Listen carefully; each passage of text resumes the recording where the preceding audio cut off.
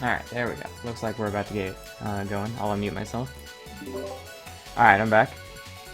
Yeah, cool. So, tournament's about to get going. We're about to get the people pinged up. I'm doing something a bit different today. Doing dual commentary. I need to put myself in streamer mode so I don't get fucking pinged. Where is this? How do I even go into it? Who cares? Whatever. Doing dual commentary today. I've got Haku with me today. Yeah, I'm your fellow clown enjoyer. So, we'll see how often I end up talking over him and sounding really obnoxious. I'm gonna have to try to limit myself a bit so I don't end up like a force of nature. But, let me see. So, first thing we'll show is... window capture. There we go, look at that. So the first thing we got going on is we got a bracket today. 10 people. 10 people in the bracket today. Pretty good amount. We're not going to be able to do every single game in the bracket like we have done the last couple times, because now that we have 10 people, it's gonna go on forever if we do every single game. So what I'm thinking we do is we have one person from round 1 play, one person from winner round 2 play, and then we watch all of round 3 forward. And then in losers bracket, we watch one round of losers 2, and then everything else forward. And that gives us like 13 matches, which is about on par with how everything else has been going so far. So the big question is, do we want to see the Aux versus Matteo game first? Or do we want to see, how do you pronounce that? Berschko versus Ermikeng? Yes, Berschko versus Ermikeng. Berschko versus Ermikeng. So, Matteo versus Aux, we've seen him play before. And it's a pretty close matchup between both of them. But Berschko and Ermikeng we haven't seen before. So, which one do you think we should do, Haku? I personally think like the public would really want to see Alex versus Matteo. Ermikeng plays c-roa though, so we want some spice. I don't think anyone else plays c-roa, so we could get some... Yeah, Ermikeng plays c-roa, and I see. think Berschko is a Arc player. I see. Oh man. Alright, well I do hate Arcruid, so let's watch the pain of Arcruid having to fight a c-roa. Let's do that. And then we'll have Aux and Matteo play off stream. So I'll get the pings going, and then we'll get the first game started pretty soon. Let me see, blah blah blah, callouts. I have to get my laptop on my, to act as like a third monitor, because, oh, he doesn't play Arcruid. You lied! Oh, he changed? Jesus Christ. Fucking dumbass. But, alright, so I have to get my laptop as my third monitor, because Challenge, I don't know if it's fucked up on Windows 7 or Firefox or what, but it really, really fucking sucks ass, and it just doesn't work. Careful. Now he gonna play Arc. He need to play it.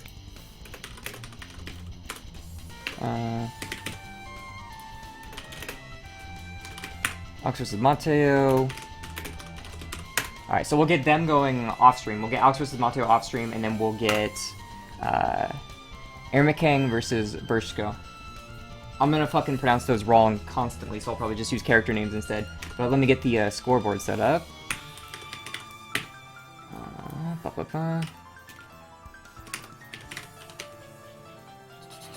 Alright, he's not from Finland, because I had smokes that is Finnish last time. Alright, get the scoreboard. Finish Sumo. Already finished, man. So we'll get the scoreboard up, there we go, and then we'll have to split sides, and then...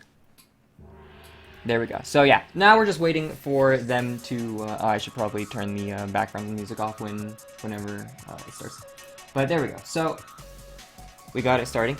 We just need... Okay, so Matteo and Aux are getting their game going.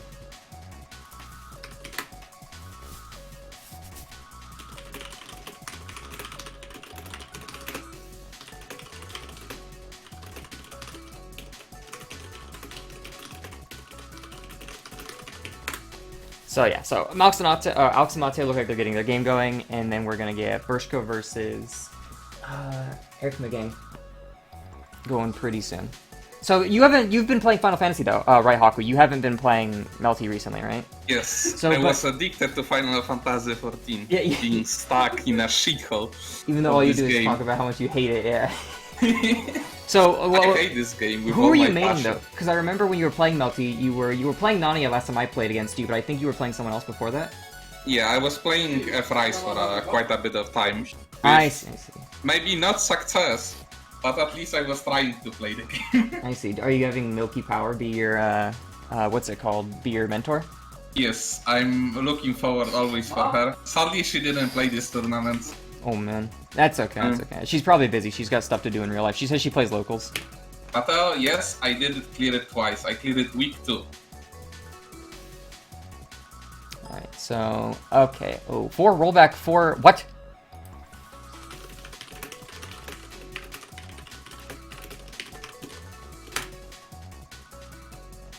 We're watching Ermikeng, am I right? Yeah. They're playing in 4 Dang, rollback 4 4 delay. Like, yeah, what? I mean, I played with Ermi like few minutes ago, and we had 3-0.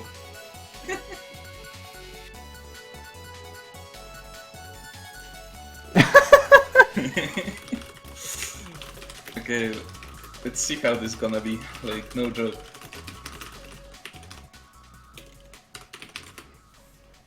Alright, I think one of them messed up their options. We're gonna have to. They might have to rehost because yeah.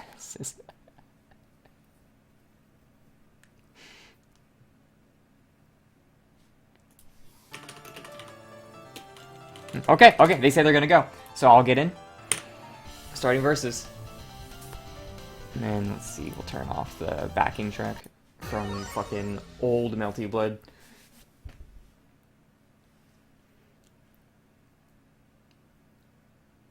Oh shit! I didn't see who was first. Berschko is first. Okay, so I swap already the seen names. the screen. All right. Man, it's. Oh my god.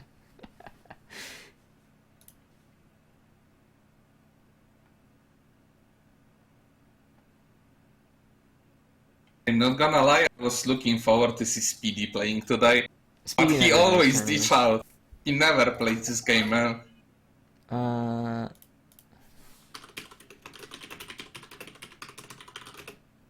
So c-roa is for sure. Are you in already, Okay. Haku? It keeps giving me Yeah, black screens. I see it.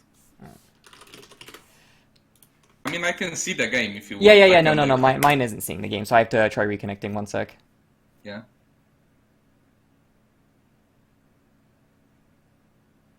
And the other one is playing c-hisui. All right, now it says 0 delay 4 rollback, so maybe my caster was just fucked up and it was never gonna load in the first I don't know, place. mine is like super fucking speed. Okay, yeah, no. So it's gonna do that until it syncs up. Tell me when yours isn't fast anymore, and I can give them the go. It's gonna be like that for a little while, just because it has to catch us up to where they are.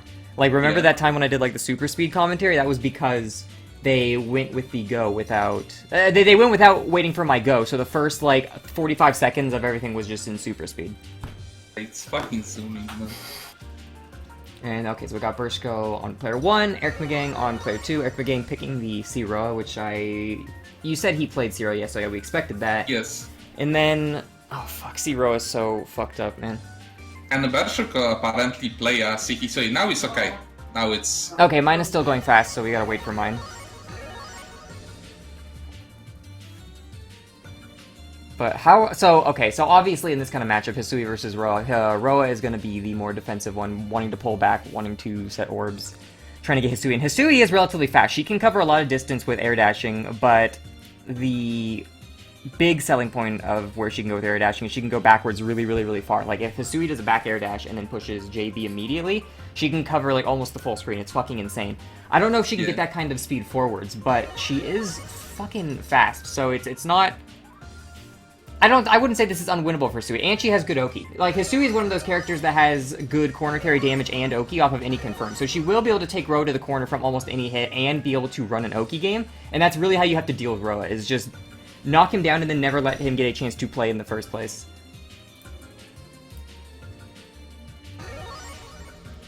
And Berschko is doing good work for now, like poking him with a chair. But yeah, no, mine is A still little going. bit Okay, of well, pressure. they're going even though we didn't say go. So mine is in super speed right now.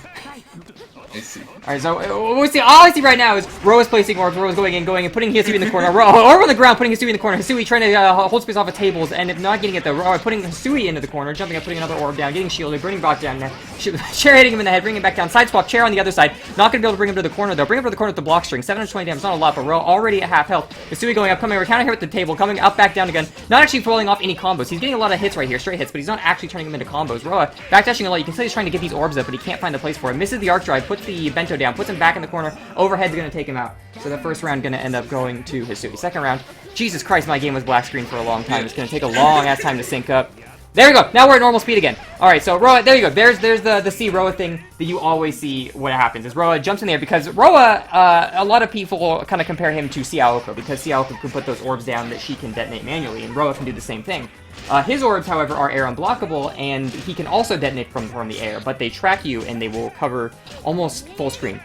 So a really common thing you'll see Roas do is they'll put those orbs down, and then they will jump really high, try to get above you, and then use an orb to pop. And if it hits you, just like right there, it gets converted into a combo, and if it doesn't hit you, or it puts you in block stun, he can still land with relative safety and start using his pressure. Hisui going into heat already, trying to get a little bit of the health back, but she's going to have to go in against Roa. Roa getting aggressive, though. Hisui goes for the arc drive. Already hits him. Knocks him up in the air, brings him back down. 4.2k, but he doesn't follow up. No, he is going to follow up, get the corner, but Roa DP's out. Anyone's game right here. Both of them are at low health. Roa, first orb going down, hits Hisui, but he's not able to follow up on it. Oof. And that second orb does it. Eminem type of commentary is inside, goodness. Let's go.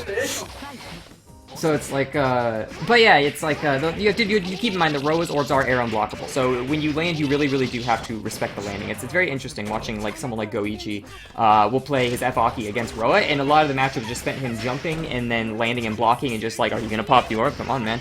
Because you can make a good read to close all that distance on Roa, but if you make a bad read, it's much easier to make a bad read and then have Roa just completely carry things away, bringing you over into the corner, putting two orbs above, trying to go for the left right, comes down with a cross up and gets him with an orb, and second round gonna end up going to Roa. So first round gonna go to Ermikeng. In the instant replay. They don't wait. Don't give fellow gamers time to put the score. They just wanna end it. There we go. So here we go. Hisui using neck chop to come in, but she isn't able to confirm off her orb hitting her, coming up back down 3.3k damage, using kind of pasta try to like I guess keep Roa from getting out of the corner. Even though Roa does have an orb down, Hisui is gonna have to go in since she didn't have the health advantage. So using those pots to at least keep Roa in the corner was a smart move, even if she does have to play into orb. She's extending her combos a lot, so Roa can't actually use the orbs. They're gonna expire. Hisui in max right now, so she can burst. She can do something dangerous if she wants to, because she can burst right out. And so going for a throw off of dust, going for a bento down. Roa really respecting these bento boxes, not trying to jump out at all. Hisui pushes out, and he's really worried about a reset, and he's just giving Hisui to come in for free. Air throws him down. First round, gonna end up going to the Hisui. Good corner question.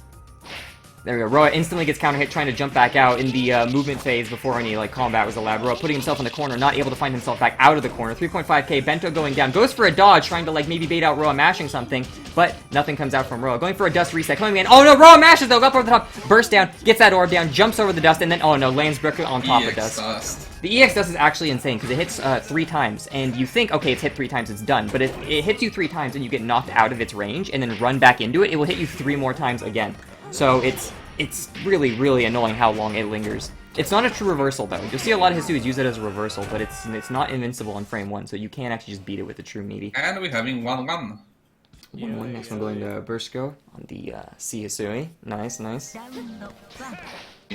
Roa putting himself in the... No, he's pushing up a little more this time. Doesn't want to get himself in the corner. Wants to try to take more mid-screen control, but the Hisui chair pushing him all the way back in the corner. Stuck in the corner again, and he's going to get that first orb up, but Hisui all ready for it. Jumping in at the orb, just not letting him get that, like, preventative play to make sure that he can get those orbs down in the first place. And Roa end up mashing a little bit too far outside of his range, and he gets whip punished. Bringing him back down into the corner. Full corner carry, left to right. It's like you're watching an Arcruid player over here, but no, it's the Hisui. Using the chair to stop a jump out, but doesn't get it confirmed. But there we go, counter hit, bringing him up, taking him back down. All the way to the other corner. That's how Hisui... There is no mid-screen when you're playing against Hisui. There's either corner left or corner right.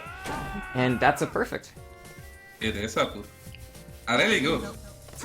So Roa already putting himself back in the other corner. Gonna try to get those orbs down. First orb, second orb, getting a third orb high, but Hisui's just a little too far away from the first orb. Oh no, jumps and he's able to pop the orb in time. Hisui, now she's got him in the corner again. No, jumping over the top, neck chopping, but coming down for a same side. Going for a shield, but then Roa hits it. Doesn't actually do anything out of the shield though, but at the same time, Roa doesn't carry that momentum. Putting himself back in the other corner, trying to back off and put those orbs down, but Hisui keeping that pressure up. Hisui realizes that if you give Roa even a little bit of space, he's going to start putting orbs down, so she needs to stay aggressive, even if it's not always the best place for her to be positionally, because letting him get an orb down would be even worse than where she would have to be aggressing into. Roa coming in using that, so that move right there, that like tri-spike lightning, that is I believe that, oh! Interesting. Archdart swap sides because of Roa's forward moving! Roa bringing him over to the other side, starting to pressure up. What's gonna happen here? Grounded or going in? I don't know. What? Air dashes in, debates get the shield that he goes for a DP, not a lot of damage. Goes for a throw down. Orb coming up, jumping over the top, orb popping. That's like plus 42, and then goes for a frame trap, and that frame trap's gonna catch Hisui. Next round, gonna end up taking the win. Here we go. Let's see what we got going on here. Roa jumping back into the corner, dashing in though, maybe trying to catch Hisui, trying to aggress on his orbs. It ends up working out for him. Hisui not able, puts herself in a bad position trying to stop orbs from coming out, but there were no orbs coming out. He was ready for it, but there we go. Roa gets a little too overconfident now with his health lead and tries to get an orb down. Hisui comes down, counter hits him, puts him into the corner, jumps over the top of her though, getting jabbed down from the air, doesn't use any of his air movements, and he gets stuck on the ground. Hisui hits him with an unblockable since I think he was airborne? Or, no, he wasn't airborne, but maybe he tried to hit buttons. Either way. Gets locked back onto the ground, getting brought into the corner with more dust. Hisui got a lot of meter. Getting sideswapped, but he goes into a heat, trying to get a lot of that health back. Just using the orbs to lock down Hisui to try to maximize all of his health gain so that he doesn't have to go in and get hit one more time and die. He can take probably 2 more hits now before he goes down, and he's looking to get those orbs down, but no, the pots are keeping him stuck in the corner. He's looking just for a safe place to get those orbs down. He gets counter hit, and yeah, the lamp comes out, puts him down. I don't think this is gonna kill him, but it's definitely gonna like make him wonder what's for breakfast. And let's see, what makes his Susui go? No, wake up throw. What is he? What is he? Speedy dragon? Oh no! But he puts the orbs down, and then he gets hit by dust. Multiple times today, because I played today versus one of the new players, and he was doing a wake up throws too. I guess like a lot of players coming out from Strive, and all they do is wake up throw, wake up DP. Fucking Strive, you're right, because like wake up throw is actually really fucking strong in gear if your Oki isn't pristine. But anyway, so that was Berschko won that, right? On the a really good game from Hisui. Berschko was the Hisui, right? Yes. Okay. So let me see. Let me go to the Oh, whoops. I didn't have the tournament set to start yet, but there we go. Okay. Now I can update it. Okay, and then Matteo and Alex can update their scores wherever it says they... Let's see. I wonder who won versus Matteo. Like, if Alex was the winner, or Matteo was the winner.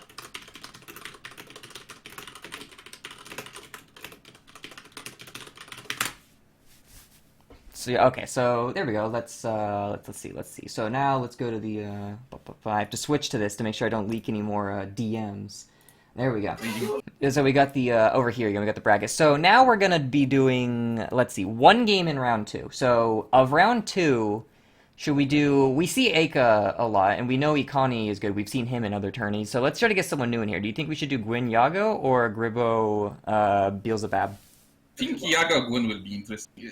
Gwyn is actually a rare player of f-akiha. I'm really interested to see, because I played versus him one time and he relied a lot on the pit loops. I hope he is better right now. Okay, so we'll get Gwyn and Yago on stream. Gwyn.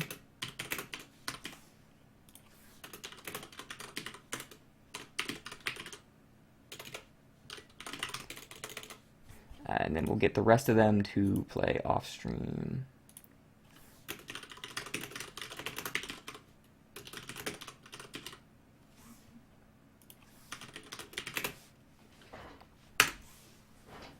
Okay. So yeah, we'll get Gwyn and Yago. Let me update the scoreboard. Oh shit, I didn't have the, I had fucking... Where is it? There it is, window capture. I had the fucking Discord open the whole time. Whew, good thing I'm not leaking any DMs. The more DMs got leaked. Alright, so cool. Let me update the scoreboard now. We'll do... Okay, I gotta set this to 0. That's gonna be Gwyn versus Yago _. Have you seen what Yago plays? I've not actually played against him. I have no idea, but I assume he's a c-eel player. I don't know why. Something saying me that he is a c-eel player. I don't know. Okay. Alright, so there's did he start already? I don't know. I just found their IP. I'm connecting now. I was updating like the scoreboards and shit. See, I can look at it. Oh, 0 delay 2 rollback. That's a good connection.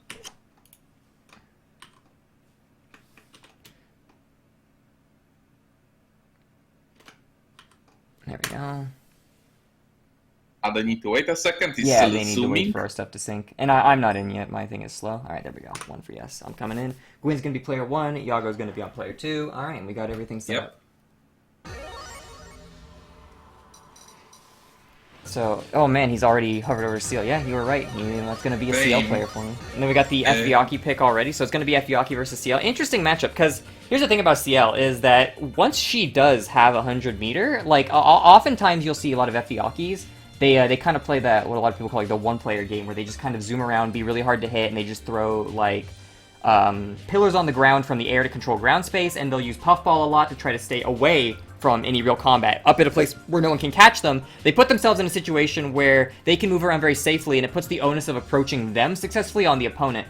But with c-eel, when c-eel is 100 meters, she can just use myriad slashes and get a full screen just hitbox. So if 360. Yeah, so if f-vaki is being way too predictable with like trying to control airspace and ground space, if c-eel's got 100 meters, she can't do that freely, and it's going to force Aki to have to engage. There we go. Okay, they're good to go.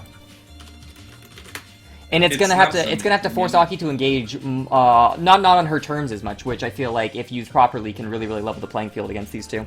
I don't know who I would say this matchup is favored for, but oh, it's gonna be f-ciel though. Never mind. So it's not a c-ciel, it's f-ciel. So we're not actually gonna be seeing. He doesn't actually have the myriad slashes. f-ciel loses that. h-ciel and c-ciel get that. So I don't actually know how f-ciel can deal with this then. I think she have a knife, and those knives gonna work really well.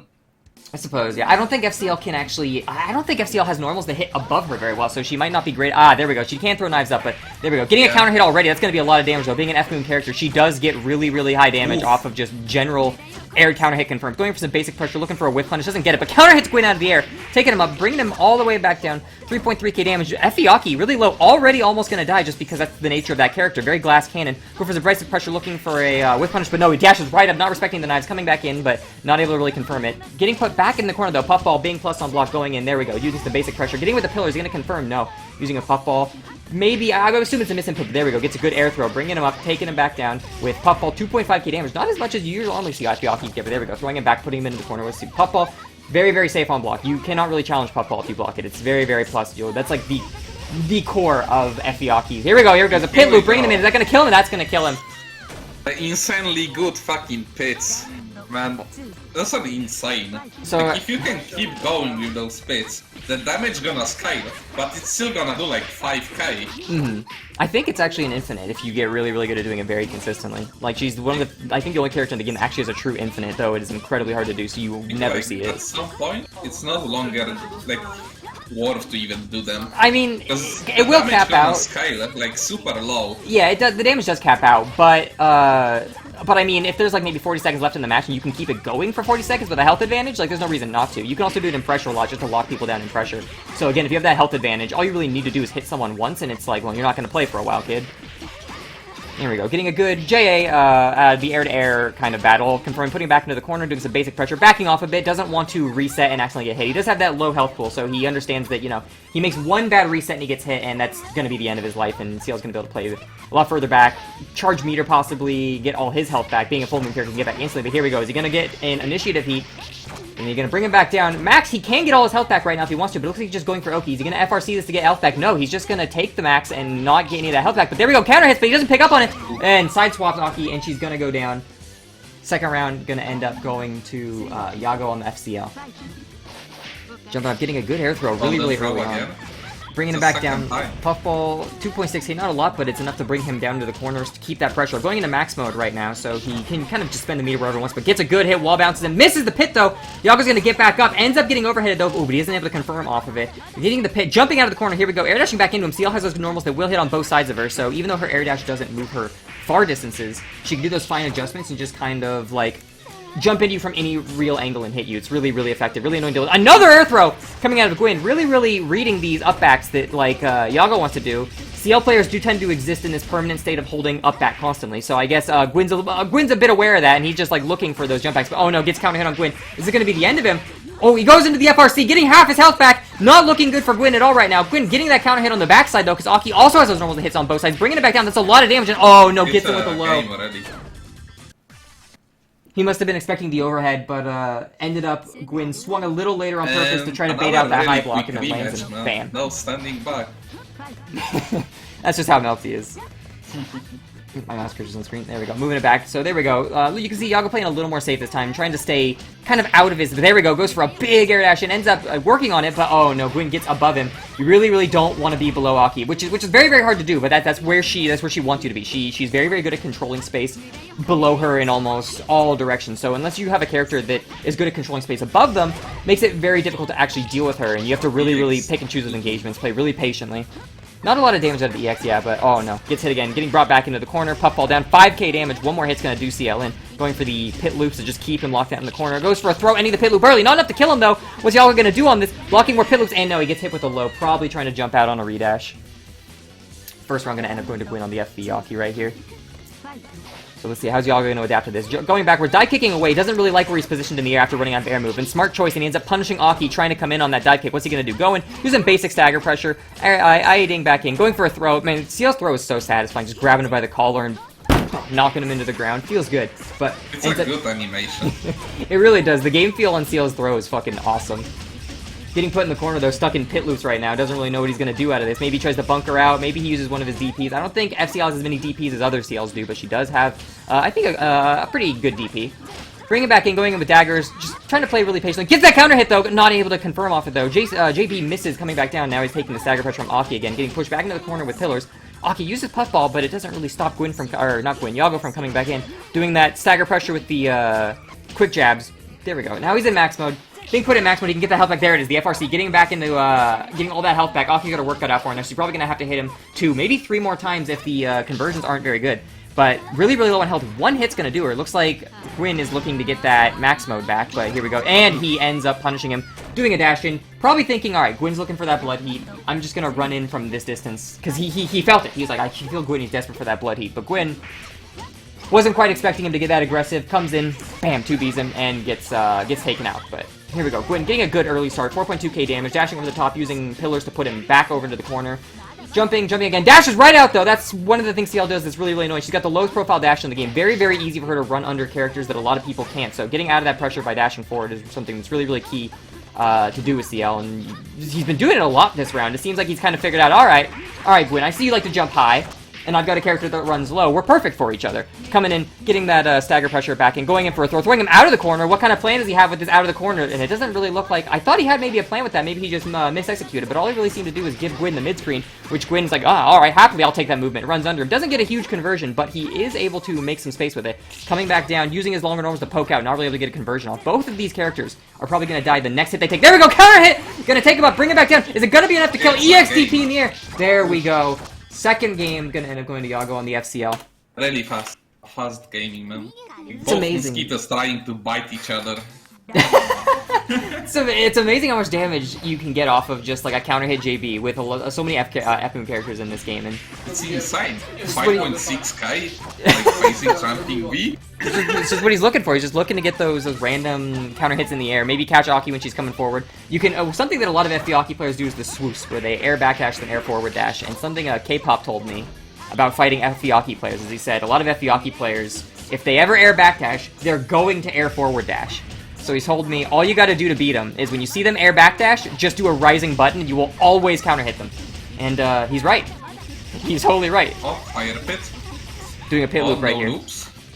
Ends up dropping it, but he does get a pretty good amount of damage over it. Gwyn being just really, really evasive right now, trying to... He realizes he's got 48 seconds. He doesn't want to do anything too risky. He's got all the time in the world to maybe catch Yago out with all the screen space he has to move around on. Plus, he's about to go into max mode, so he can't go into blood. He get a little bit of the health back, and if Yago doesn't get a clean confirm, that'll give him a second hit to stay alive. There we go. Going into max. Is he going to go into blood heat? There we go. Looking for the FRC. Much safer than going into blood heat right there, and he can probably take 2 hits if Yago doesn't get a super clean confirm. Oh, no, EX pillar, but he doesn't confirm off it. Jumping over IAD, coming back in. Pit loops now. Bring him in the corner. Keeping him in the corner. Going for some stagger pressure, going for a pillar. Those pillars are really, really rough. They are, they hit at a whole single jump height, so the only way to get over them is to be a double jump height. That's gonna be a game. 2-way mash. Dashes and gets the 2-way mash. Trying to catch his, what am I looking for? Trying to, catch his redash. Check his, yeah. 2-way fucking mash. That's a multi special right there. Ava just super gormless and multi. Bringing him up, taking him back down. Already at half health. Air dashing over. Pit, or not a pit, puffball. Going up second puffball. Air dashing. Getting him with these like fake highs into lows. Oh no, there we go. Getting him with that counter hit coming up. I do believe since f-vaki is a full moon, those. Oh no, reads the back dash, catches him with the JC4 dashing, and that game's gonna end up going to Gwyn. It was a really fucking fast round. I only took a fucking sip of beer, and he was already dead. Man, it's insane watching Aki move around. It was really cool watching what's it called?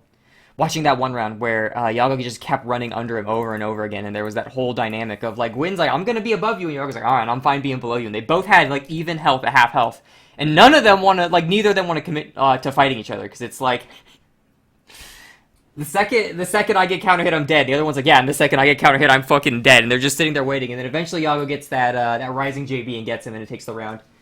Really good games from both of them. It's an interesting dynamic those two characters share. Yeah, it was really fun to watch. Fast, melty, really good. So let's see. So here's what we'll do. We'll do let's do Aux versus Bielzibab on stream, and then Yago versus Ermikeng off stream. James Alex lose versus Matteo? Oh, he did? Jeez. Aux beat Matteo most times in the tournament last time, but now he lost to Matteo. Matteo leveled up, dude. Damn. He's like Goku coming back from every fight stronger. Alright, let's see. Take this into the callouts. And then we'll go...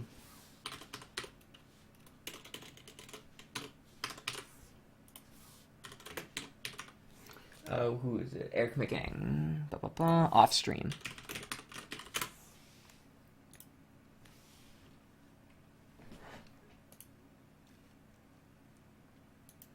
So there we go. So, let's see who we're going to be playing. We're going to be doing Alex, who he's listed as A in the fucking challenge this time. His name changes in challenge every goddamn time we have it in here. You're gonna need to add extra letters next time, because of losing.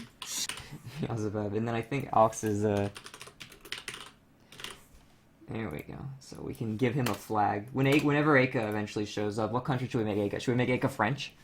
Nah, Russian. Russian? But what if he's Ukrainian? He might get offended.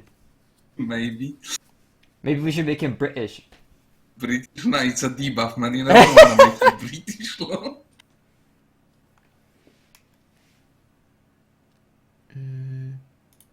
Let me see. Where's Alex's IP? There it is.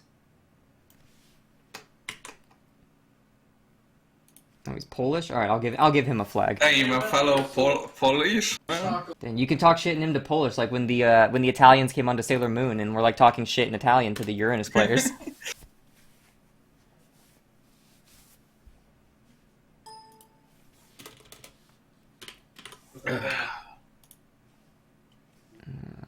Yes. Damn. A hard life. Alright, well, game start. Actually, thinking that Alex win or to be on Polish side, man. Hard life choice. Your country or your friends?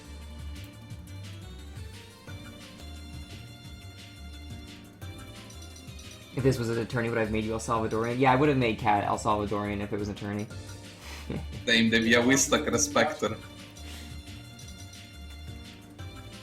I don't remember if I played against Bielzibab. I've only been playing Melty again after like my 4-month break for the last like 3 days, maybe 4 days. I didn't play versus him. Never. So I don't know if I remember what he plays if we've played.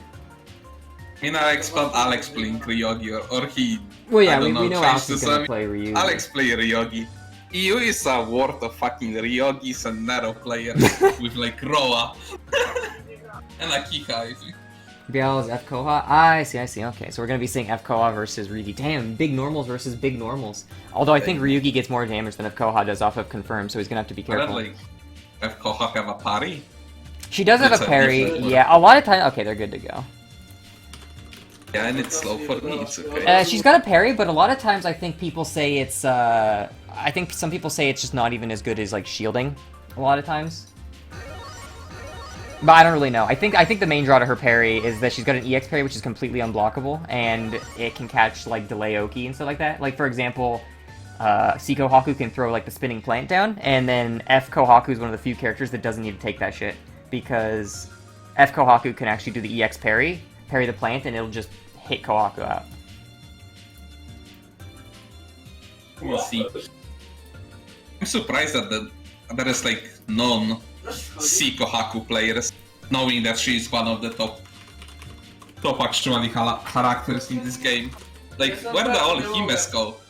Oh, I'm glad there's no Himes, dude. I think Speedy still plays C-hime every once in a while, but I remember He always will be a LAN player in my heart, even if he changed. Multi got taken aback once because he was playing F-hime against my F-tono, and fucking he was just floating at the top of the stage for like 30 seconds and running constantly, and I couldn't play, and I'm like, really? You're just gonna like run the whole— Alright, so I just started teabagging, and Multi's like, Gibbons, what the fuck? Why did you teabag? And I'm like, bruh, I can't even play the game! Oh man, I'm just trying to do 2-2-A. That's insane. And then here we go, round start, Kohaku coming in, going for like the read on the parry, but Alex not mashing. He's like, alright, data collected, I know Alex won't mash right about now, putting him in the corner. Oh no! A second wave coming out, Alex dashing right into it face first, getting hit on the backside. Kohaku has that JB, or what is that, a JC? That JC that likes to hit on both sides, that broom swing. Alex in the corner right now, blocking, goes for another parry, but ooh, trying to bait out those mashes. Alex says, no, I'm a delay masher, I'm not gonna mash that fast, you fool. Alex looking for those anti-airs with his 5B, but oh no, doesn't get it, but Kohaku trying to also get an anti-air, and Alex not jumping, putting him in the corner. Ugh. Kohaku going in with a Molotov to cover ground space. Alex jumping out. Actually ends up missing, though. No, Kohaku coming down with the JB. Oh, no, but it isn't able to confirm off Alex, putting him in the corner. No, well, I thought he would confirm off that, but no. Swap sides on him, forces out, probably not what he wanted to, giving him some bad inputs on the wrong side. Going in for that EX Rekka in the corner. Gonna get probably like, what, 4K? 3.7K, almost 4K. Jumping up, goes for another parry, then 5A. It wouldn't be a Kohaku game if they weren't mashing 5A when you jump at him. Both characters, really low health, big normals. Next hit's gonna do it. Kohaku going for that pressure, and then, oh. Alex tries to jump out and gets hit by the wave. Kohaku just standing there menacingly, not moving around during the movement phase.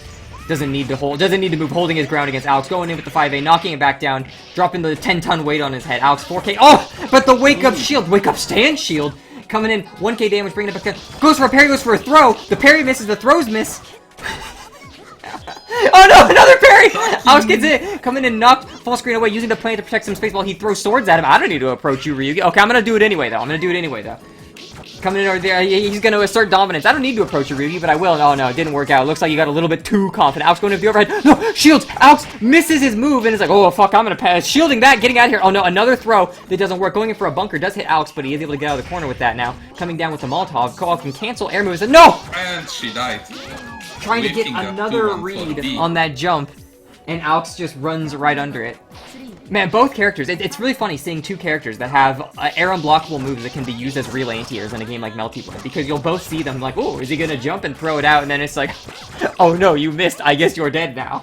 Ryougi with the 5B and Kohaku with the air slash, but oh, IADing in with the crescent slash, coming and getting a counter hit, bring him into the corner. Look at this damage that Ryougi gets. Damn. Dude, fucking Ryougi players are such down players. They're like, oh, goes, misses the unblockable, goes with the crescent slash, misses it, comes in over the top. Now it's Kohaku's turn for some pressure. Doesn't have enough meter to get the health back in. He's gonna get him with the second hit invalid, trying to tech out. First hit, go to Alex. Insane Alex combos. Dude, Every time I watch him, he's even better, man. Ryougi players are such fucking down players. They're all like, oh, my character's got some good normals, I guess, but they have long startup, and her movement sucks, and she gets no Oki, and I have to hit people like 5 times. And then it's like, that was a 2B, and you got 4.6K. That's like F-tono levels of damage. What do you mean your character's damage is bad? Fucking Ryougi players. They have so many frame traps, too. Well, yeah, a lot with the big normals. Gimmicks with the 236, then they can go from a low to overhead. Go to overhead really fast, and then yeah, I think she has some of the biggest cancel windows in the game, which is like, you know, she kind of needs that because her mix is kind of crap, her Oki's kind of crap, but she's got big normals, she's got really good stagger pressure. Downside is that her redash pressure is a bit weak, and her ability to like do block strings in the air is kind of weak because she can't like, what's the word I'm looking for? Chain jabs together in the air like most characters can. But no, really good character at like just traditional neutral based, or not neutral based, traditional just normal based footsies, because she's got those really big normals with great disjoints that are like bigger than a lot of characters in the past.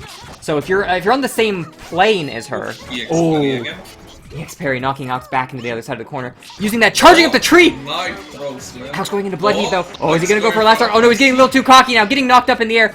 Brought back down. No, ends up teching down. Oh no, he's gonna go for the unblockable. Is it gonna hit, though? Yeah, that's gonna hit. There it is. How much damage is that gonna do? Oh, I don't know. A lot. Kohaku getting hit. 4K, like around 4K.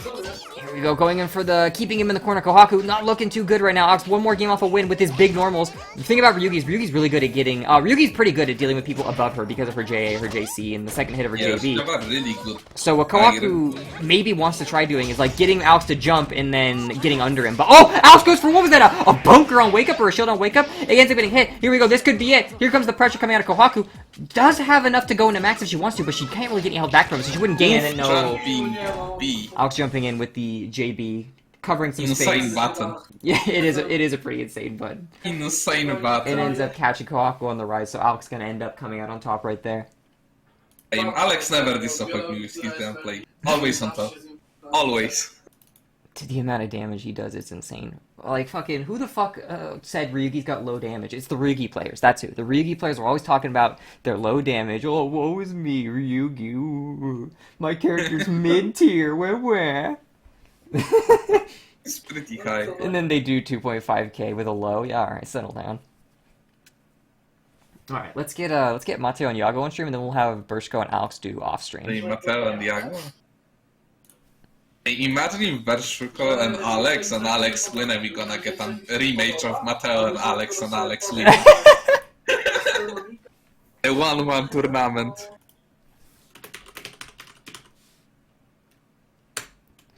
And then Alex versus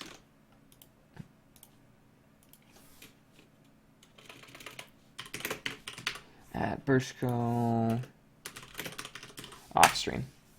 And then we'll watch the two winners bracket games going on. Alright, cool. I already drink 2 beers, man. I think I'm gonna open third one. Oh, man. So good games, man. Good multi, always. So do you have any, you should give, Bielzibab the secret Kohaku tech, but tell him in Polish so that in his next games, no one will know. I don't think I know any Kohaku. outside of actually looking at Drake playing versus Matteo back in the day as a full moon Kohaku and just clowning on him with parry. That was the only thing I remember.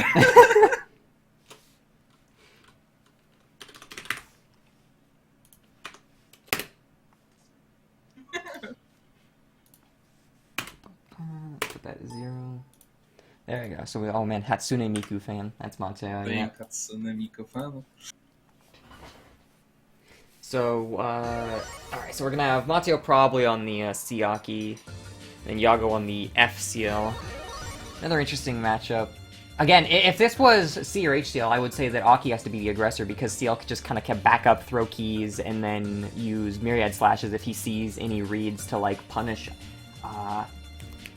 to punish, what's her nuts? Debbie Chesticles. Akiha. to punish Akiha from across the stage if she does anything. Too much of a read. But yeah, no, if Matteo's over there just throwing ribbons around, he should be able to just fucking, like, myriad slashes. Are you synced up? No, it's still zooming. Okay, tell me when you're good. I will. But since it's F, he's going to have to be the one to approach Akiha, actually, and the tables are a bit turned. Matteo's going to be able to be the one to play probably more defensively in this matchup.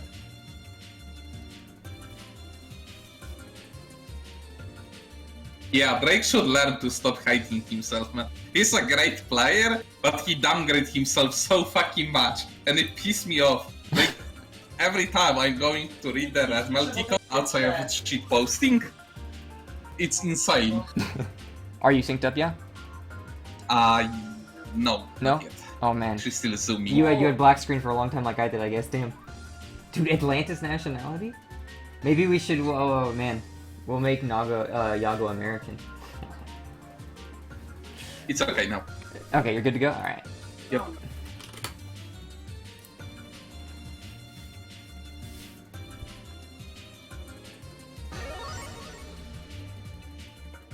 Hey, is this Magemon stream? Pink one? I'm a big fan. Alright, so here we go. We're gonna be getting c-aki versus full c-el. Man, c-el's got this weird I'm not even gonna talk about it. Me and Eika labbed it a whale, and I'll just end up rambling about that the whole game. Fuck it, never mind. Anyway, c-eur throwing knives, getting caught up. Matteo going in, getting with the 2A, bring him over to the corner, but not able to really pick up on it. Jumping in, going for a bunker, but it doesn't actually hitting Matteo. Matteo getting that corner pressure right now. There he goes. So remember when I told you that Matteo ended up losing to Alex in the last tournament because he would kind of go for some pressure and then he would miss that 5B and Alex would just mash 2B every time? Right there, you can see in that pressure string. Matteo did it right there, but I don't think c-ell's got normals big enough to actually really punish that without like really mashing. Coming down with the counter hit, but not able to really pick up on it. He is in max mode though, so he can burst if he ends up getting caught up. Going for a command grab on Wake Up, putting him into the corner, going for some ribbons. Those ribbons are very plus on block, and they're really good at low crushing if you try to sweep out. Oh no, Matteo missing his throw, ended up getting mashed out. How much damage are we going to get out of the f-ciel right here? 3.8k damage, going for a knife to throw, maybe trying to harass him, keep him in that corner. Maybe respect my Oki a little bit, even if I'm all the way over here. Getting with the counter hit, but not able to actually confirm off it. He's just keeping Matteo in the corner right now, but oh, goes for the second knife throw. Matteo hits him again, but not able to really pick up on it. Matteo's getting a lot of these really good kind of chip hits, but he's not able to pick up on it, but here we go, there we go. Now he's picking up on it, and that's going to be enough to take him out for round 1. So here we go. Let's see, Matteo jumping back in. We have c-eur throwing the black key. Matteo, ooh, doesn't reach far enough. I don't know if that's air unblockable or not. I don't think it's air unblockable. Matteo, I think it's not. You think it's not air unblock? Yeah, I think it's not. Okay. Matteo, oh, ends up dropping the combo, but he does have that health lead. Coming IAD in with the, no, it's not an IAD, it's just an air dash. Oh no, missing his air attack. Probably trying to, or, you know what? No, he didn't miss his air attack. Matteo trying to do a late air attack to go for a throw, but Yago ends up getting a read, mashing 2-way out, putting Matteo on the other side of the map. Now Matteo doesn't have that health advantage. Matteo coming in, they both air counter hit each other, but Matteo is the one to forward text, puts him back into the corner. Oh no, back flipping out. c-eur coming up, but gets counter hit again. He's trying to get these air counter hits on Matteo, but it's really hard to chase Akiha because those ribbons really displace her hitboxes, and then they put out a hitbox that's really just completely disjoint in front of her. Super hard to catch. Plus 15 or so. Go. Damn, Matteo trying to go for a big charge pit, and Yago catches that, sees, no big pit for you, dashing all the way in here. We're gonna get the Oki with that walk up. Look, he's like he's going for a bit of a whiff punish, but Matteo says, what do you think, I'm gonna mash? What are you, fucking dumb? And he just IIDs right at him, puts him in the corner, bring him to the other side of the map. Go, not yet. Oh, he EX-guards the last one to get a little bit of that meter back, but gets him. Yeah, a command grab. With a command grab. Yeah. Yep. The EX ribbons on the ground, plus instantly dashing with command grab is insane. Wonder what's going to happen here. I wonder if Yago's going to play a little more aggressively on offense, or if Matteo maybe is going to start playing a little more aggressively on defense. Because you could see the couple times that Yago got Matteo in the corner, he was really trying to bait something out of him, go for a whiff punish maybe, but Matteo just wasn't pressing at all. So either Matteo is going to like see that and be like, all right, time to play a bit more aggressively now. Maybe punish him for trying to redash if he plays more aggressively, or maybe Yago tries to play a bit more aggressively on his offense, knowing that Matteo isn't going to mash. Yeah, there we go. He's throwing out a bit more moves now. Not really resetting, but trying to kind of cage Matteo in when Matteo goes for an escape. Go! EXDP, but it doesn't work out for him. Matteo getting a 2A confirm. Gonna bring him over in the corner. Big punish. How much weight? Like 4.5k? Like 4K. Ooh, just 3.9. Okay, maybe not as much as I thought he was gonna get, but that's a pretty good amount of damage. Bringing c-eur down. Getting with an overhead, using the pillar. I don't know if that pillar's plus or not, but Yago ends up backflipping out, walking backwards, trying to bait something up. What was that? +2. Was that like a bunker into a counter hit? What even happened right there? Nothing even worked out because they like hit each other again. But like anyway, backflipping out. Matteo getting him, IADing over the top of him, coming in with a missing that JB again. Matteo misses that button a lot, but unless you're Alex, it's impossible to punish it. Alex is the only one, the only player known to Europe who can punish Matteo within that 5B on the outside. They just need to mash harder. Matteo coming in, jumping up, getting counter hit, trying to aggress on c-eur, coming backwards. Oh no, he drops the combo. May have been enough to kill Matteo. Matteo, though, doesn't really have much red health, so even if he does go into heat, he's not going to get much out of it. And yeah, there we go. Catches his landing off and hits him. Let's go. Well, I mean, you can do that when you're a full moon. They don't have fucking landing recovery. It's insane. Like, I play F-moon characters more than... Okay, I played 2 F-moons and 2 C-moons, but like... I mean, I play F-moon characters, and even I think that, like, having no landing recovery is fucking stupid. Why is that a thing? Recovery, like, oh, there we go, getting for the command grab. Say, that doesn't really look like a command grab, because c-eur ends up running forward first, but it is a command grab, running up, grabbing Matteo jumping out of the corner. Alright, you're not near me, I have plenty of time to jump out, and he's got a lot of ground to cover right now, though. Oh no, ends up getting counter hit, missing that normal. Looks like Yago's starting to get a little more comfortable, play a bit more aggressively, not trying to, like, you know, go for those whiff punishes on his offense as much, and just kind of like going, okay, Matteo's gonna play a bit back. I can apply a bit more pressure and force Matteo to squirm a bit, and then punish him off of that. And it seems to be working out for him. Backflips, but Matteo's DP catches him forward, gonna get a combo off of it. Now Matteo have him in the corner, right where he wants him. Goes in for a normal throw. What's he gonna set up after this? Just a 2-way. Oh, and then another throw. It was a tick throw. What's he got? Oh, ribbon going in. Oh no, the ribbon missed. Matteo must have tried to, but you know what? He probably was trying to, like, maybe try to get him jumping out, put him in an air block string, but Yago ended up respecting it. Maybe mistimed the wake up a little bit, but Matteo coming back down. He still can win this. Oh, a hit, but he's not dead. Doesn't have any meter, though, to go into heat, so Matteo doesn't really have a reversal right now. If Yago, no, the counter hit is so close, but Aki does have that really, really high defense value. Coming in, jumping right over the rhythm. Oh, Matteo goes under and heats to pull him away from him. Well, now he's gonna have to get a clean hit to kill him. Goes in for the archer. Actually counter hits him, putting him to the other side of the map. Matteo really like getting every like little drop, every crumb, and he comes out with the win. No, he's gonna back out. He's gonna back out. He's gonna back out. Insane. Dude, Matteo got like every crumb of value out of that meter. Like the second he gets to 100 meter, uses heat to pull away, and then uses arc drive at the right time. Like every drop of like efficiency out of that exactly 100 meter he had at that last second was used. Getting combo. He's not like spending meter like at all. He's using a lot of it on like what's it called? Heat to like push people out. True. Reverse beating, pulling. c-eur had like 200 after like the BC intro combo. And will go with like dagger Oki. Yeah, that's he true. decided to not do it. Maybe he was trying to go into, goes in for the arc drive, ends up hitting him, putting him into the corner. Doesn't get the command grab part, but 2.5k is still good. Hitting him with an overhead, bringing him back down to the corner. Yeah, maybe c-eel was saving the, maybe he was trying to save up enough meter to go into, like, Blood Heat or, like, FRC something, hoping that he could get a little bit of health back since, you know, thinking Matteo would have to get an extra hit and give him more chances of winning if the timer started to really go into the red. Right now, though, 30 seconds left. If they both play really safe, it's going to be Matteo in the lead, so Yago's going to have to start getting kind of aggressive here. And it looks like he feels it, too, because he's starting to jump more into those ribbons, getting a little more careless. Well, not necessarily careless, but he's definitely feeling the pressure of the time. He's going to have to aggress on Matteo. Matteo's got a substantial health advantage, but there we go. He finds his opening, coming back down. Matteo still with that health advantage. 15 seconds left, though. Going in for the dagger Oki. Matteo heats out, going to get all that health back. 13 seconds. Timer's frozen now. 13 seconds. Can y'all go finish on 13 seconds? Matteo just locking him in place with meter, doing a bit of chip damage. 9 seconds left. 8 seconds left. Can y'all get in? No counter hit. It doesn't look like he's going to build enough damage to get this out. And Matteo just playing time. You can't catch me. You can't get me out of here. And then KO ends up killing him with 1 second left. I hate when they playing on time and just backdash ribbon, backdash ribbon. Yeah, if you've got a lot of time, you can kind of wait for Aki to fuck herself up and be like, all right, Aki, you want to throw ribbons around? I can wait. You got a fireball, even better. Most characters don't. But a really good game. Yeah, it was a close game, really good. But then Matteo, it's like 30 seconds left. Yeah, I don't need to hit you. I can pass 30 seconds. All right, so now we can watch every other game coming up. So we'll do Eika Gwyn next. So let me get the ping on them. Let's see.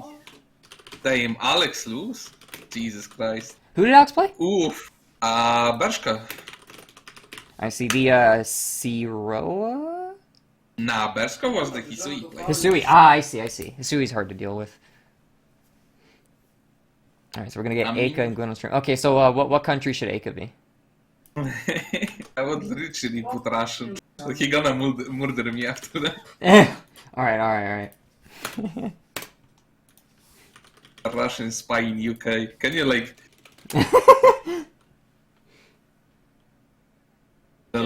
cut the flag in like half Russian, like half British. I don't think I can do that. Yeah, no, I wonder what Eika's gonna end up playing. Yesterday when I played him, he played his h-hisui and his h-aoko against me. So, but then I also heard he said he was gonna revive his f-sei. He said people talking shit about f-sei. I need to bring the f-sei. There it is. Look at that. He said people talking shit about f-sei. You know, play like a lot of character. Like every month we seen him playing like something different, and he don't play like everything like top tier. He plays everything like. I think like for 2 months now he was playing like half aoko. Are you good to go? Yes. Okay. Actually their game was pretty fucking fast to connect. But yeah, no, I kind of feel like it's funny that Eika on his f-sei, it's got the opposite problem that I feel like f-aoko has, where everyone feels like they understand how to play f-aoko just because she's easy, and they go, yeah, f-aoko is great, and they just say dumb shit that like isn't even true. But f-sei's got the opposite problem, where Eika's like, you know, f-sei's actually pretty good, but everyone thinks they get her because her combos are simple, but like, she's actually better than everyone thinks. Everyone says, oh, f-sei sucks, because they don't actually get how to play the character. So it's like the inverse of Aoko, where everyone acts like everything Aoko has is flawless because they don't actually get how Aoko works. And fucking Eika over here, like, yeah, everyone thinks f-sei sucks, so they don't really get how she works. But look at this. Already getting with the high-low coming down. Bring him down. Already dead. Look at that. Perfect. Insane fucking player. Like, whatever he picks, he's fucking insane. I remember Eika one time told me, he's like, yeah, I don't get why people don't bitch about the ring more. He's like, the ring is basically just a fucking blue fire, but I get it meterlessly on Oki. Like, he's like, it's great. I just can do any high-low whenever I want. It's awesome. And then my normals hit on both sides. Be like, look at there. It was the high-low. Ends up blocking it, though, coming in. Ooh, that jump in is plus, but it can be shielded. That is very, very beatable with shield. But Eika goes with the command grab, side-swapping, and brings the other side. Because that's what she needed. She needed that a command grab. Coming in, was going over the left-right, gets him on the right side, putting him back into the corner. Doesn't end up working, but that's actually a really kind of wonky, wonky thing to block, because you have to go... Whoa! Okay, so that only works on, f-vaki. Or that only works on f-vaki. So, oh man, I wish I wasn't, like, talking about something else when it happened. Eika, that's like a fucking 50-50, like, instant transmission side swap. That, like, only works because of, like, weird hitboxes between f-sei and f-vaki, or f-vaki. Or just vaki in general. And, I don't remember what it was, but I think Gwyn didn't get hit by it because he wasn't, like, not reacting, but he wasn't prepared to block on the other side when Eika was faking him out. So he just kept blocking the same way, and then Eika got him. Or maybe he was ready for it, and he knew Eika was going to have it come. But it's a very, very niche thing that you never see, so I'm surprised it got blocked in general. Coming over the top, getting Eika on the left side, landing 2B, bringing him up, taking him back down. Eika taking a lot of damage right now, but he does have meter to go into, you know, Blood Heat if he wants to here, or he can FRC something. Doing the Pitless, there we go, the FRC to get all that health back. There we go. That's super wonky to block, because not only is it overhead, but even if Eika side swaps you have to block it on the, according to the side that he initially used it on. So, yeah, it's really fucked up. You match that, you fucking dead. Exactly. Yeah, it goes into a combo too if it hits. It's pretty insane. But there we go. Calling Eika out on a redash. And he's like, I'm just gonna dash up and get you. Going up with the high-low mix, hitting it with the low end up. Eika blocking it high, a little too long. 3.4k. Eika already down at half health. Coming in, getting with an air throw though, bringing him down. He's gonna go into those. I don't know what that's called. Wave loops. He's looping him with the 2-2A. You're gonna do an air block string to bring him back down to the ground. Oh no! But the pit pulling his hitbox up, not able to get anything. Eika out of the corner, but then back in the corner, going for an air throw and it misses. Gwyn over here, kind of poking him out, catching his jump out, but not a lot of damage off it. But Gwyn does have the health lead, so he doesn't really want to go in. Eika. Oh, Eika smells the fear, and he just dashes right in at him. Gets the, gets his backdash, and puts him in the corner now. Here we go. Got the ring on top, but Gwyn is able to just DP out of it. Doesn't actually get punished, but he is out of the corner. But no, that is plus on block. Gwyn trying to mash, and Eika just takes it down. You cannot fucking mash when you see her doing that. It's insane battle. It's plus on block. Yeah, it's fucking... If you let her... Like, that needs to be, like, shielded. But even then, it's hard for an F-Moon character to shield, because half the time she sideswaps you. So even if you block it and don't mash, she can still do the fucking command grab and side switch you. Yeah, exactly. Still hitting you. Insane. So, it's pretty messed up, but it's really hard. I feel like it's hard, especially for like a full moon and H-Moon character to deal with if they have... Because a lot of times it'll sideswap you, so if you do shield it, they just go over the top of you and they punish you for shielding it. But, so unless you're a character like Nanaya or something who's got a DP that's got like a good hitbox, you can just shield and DP it. Like, oftentimes shielding is not even a good choice. And I think, I mean, maybe f-vaki could, like, use a move that would get her out of there in time, but I'm not sure. It's rough. I don't think, like, she could technically DP, but that DP isn't, like, reversal.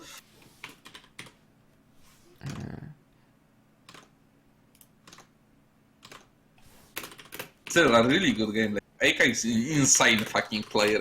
He is. He plays for like I don't know how long, like 8 years, I think. Like I don't know if he's been playing for 8 years, but he's been playing longer than me and you. Yeah.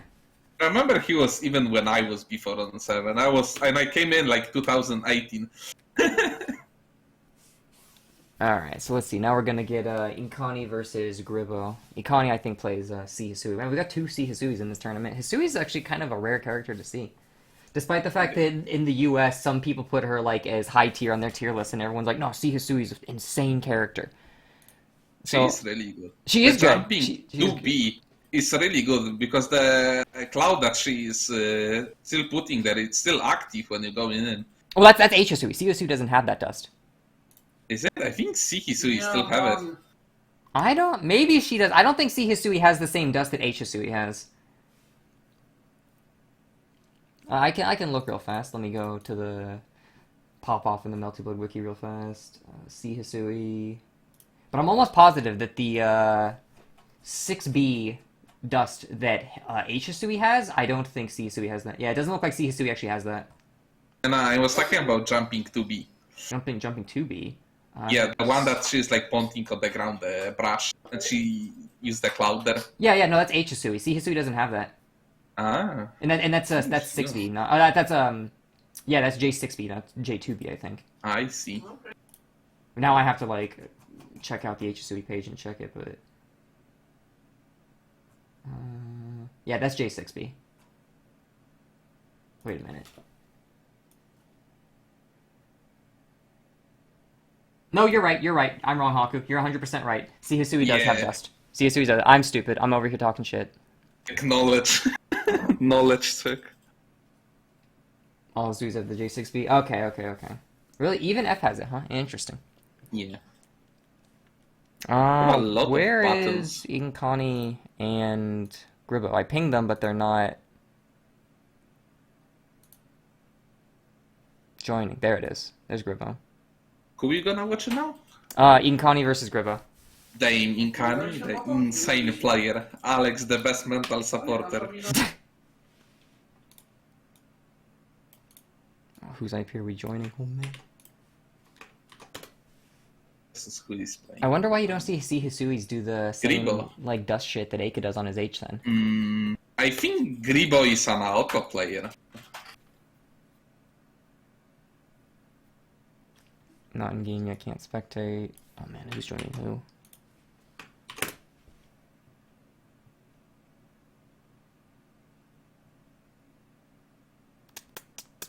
Which IP we gonna join? I don't know. I'm checking. I'm trying them both, and they both just say no players are in yet. They both don't wanna go to each other IPs, man.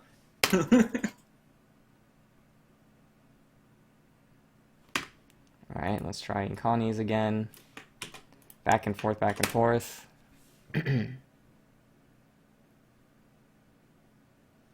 Okay, use Ikani's IP. Okay.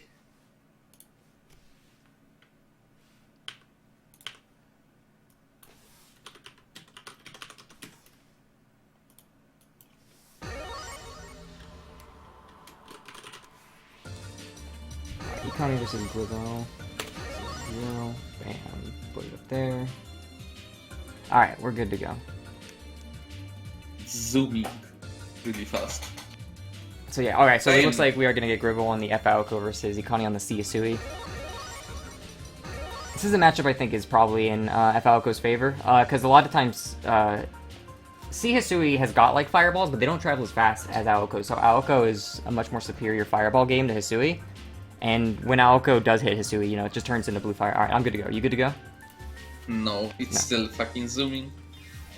But yeah, no, it's like Aoko... So here's the thing, is that, like, this is going to be a really, I feel like, tempo-based matchup, because if f-aoko hits you and starts the blue fire chains, you're just going to get blue fire 50-50. Blue fire 50-50, you're going to get the shit kicked out of you. But here's the thing about Aoko on F-Moon, is that because she's an F-Moon character who's really meter-hungry, HP regeneration and heat reversals are just a non-existent thing on her.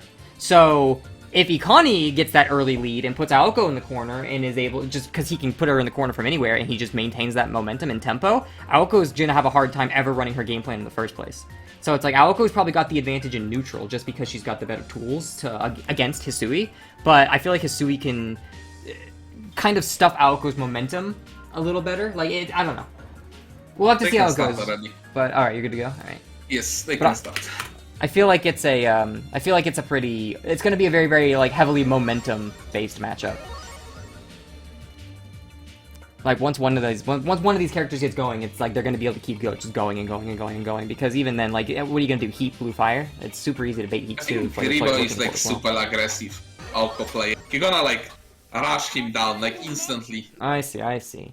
Yeah, orbs are also pretty... Like, orbs aren't always the best against, like, h-hisui, because h-hisui can throw the tray, and they can kill ground orbs pretty quickly, pretty expediently. But c-hisui's got the much slower projectiles, and she can't choose when she throws, so orbs can cover... Orbs can be a lot more value while you then throw fireballs and, like, try to prevent Hisui from ever getting those orbs out in the first place. Getting a proximity orb out, throwing fireballs, knocking him back down. There we go. Trying to take his turn, but not able to get it. 100 meters down the drain. Now, here we go. We have Ikani putting him in the corner. No, but he ends up dropping the combo. Misses the air throw. Aoko putting him in the corner, going up for BC air throw. Bringing him back down. Was he going to go for blue fire? No! He just goes in for leg sweep. That's super punishable. Ikani going to bring him up, take him back down. Probably all the way into the other side of the corner. Let's see how we go over here. Yep, there we go. The full corner carry. Bringing it back down. We're going to get... Nope, just the dive down. Left, right. Going in for the... There's the dust you were talking about. Yeah, you're right. c-hisui does have the dust, and Ikani's using it in a really... that terrifying manner. Dust is super fucking broken. So active. There we go. First round, gonna go to Ikani. Like I said, like that momentum. Like the second he gets that momentum, he's gonna fucking be able to carry it. Because Aoko's also got a kind of a shitty DP, and it doesn't autocorrect. Like it's on a 2-2 input DP. So if you just keep like side swapping and like keeping her in that corner, it's like she's gonna have a really hard time doing anything about it. Putting him down in the corner right now. There we go. Gonna try to take his turn back, but no. Ikani jumping up, shielding. Aoko not able to really move in too hard, but Ikani coming right out of the corner. Throwing out dust, but he ends up missing. Aoko lands on the other side of him. What are we gonna do? He's using raw fireball, which is normally not how you want to see that be done. When you see Aoko is doing that, normally you want to throw a B or an A fireball first, and then throw the, then do the EX fireball. Because the first fireball you throw that's gonna hit them on Oki is gonna prevent them from actually fully jumping out. But yeah, that's what happens if you don't throw the first fireball before you cancel into EX fireball. Just EX come out, and then the person you're playing against just jumps out. Ikani right here does have the ability to go into heat if he really wants to, but no, he's just going to try to carry the momentum. There we go. Going to go for the fireball to carry it even further. Doesn't really care. He can go to heat again at 100. He is a Steam character, but no, he misses this third. Aoko jumps over, comes back down, hits him in the head. That was a really good combat. Yeah, like I said, it's really going to be like very momentum based right here. Both these characters carry momentum really hard. And, like, both of them are, like, they don't have, like, bad normals, but, like, in the traditional neutral game of just using normals and, like, footsies, their normals get outclassed by a lot of characters, so they're definitely going to be characters of, like, whoever hits who first and can carry that momentum first is really going to take a lot of... Going for the jumps up, gets him, and yeah, there we go, so... Like I said, the second you start getting some momentum... Like, no, there's nothing Aoko can really do against that momentum, except for, like, maybe try to throw a DP out, but if you bait that once, it's like, okay, well, now she's dead. Like I said, HP regeneration isn't a thing with f-aoko. It's just, it's not something that's in the cards for her, so... She actually is even though she's considered an easy character because her combos and execution is easy, and her game plan is simple, she's actually a really punishing character to play, because... your mistakes are weighted a lot more heavily, because it's not like Arc where you can get hit like 3 times and then heat and then get hit 3 more times and you're still good. Or like with Aoko, you get hit 3 times and you're dead. You're not coming back from that. Getting put in the corner right now, carrying the momentum with the yayayas and the bentos, coming in with the overhead, blocks the overhead really good, trying to jump out, goes in for a, catches Ikani going for a shield, gonna end up side swapping, bring him to the corner. He's probably gonna use the fireballs. No, doesn't use fireballs to try to take his turn back, but Ikani going for like a read on the shield, orbs over the top, jumps in. JC, what's he gonna do? No blue fire though. He's got 283 meters. He's trying to go into max right now. Ikani bursts out. Aoko max mode, going into blood heat, getting a lot of that health back. You don't often see an Aoko go into blood heat, but it looks like he was saving for that specifically rather than using blue fire. And first round gonna end up going to Gribo on the f-aoko.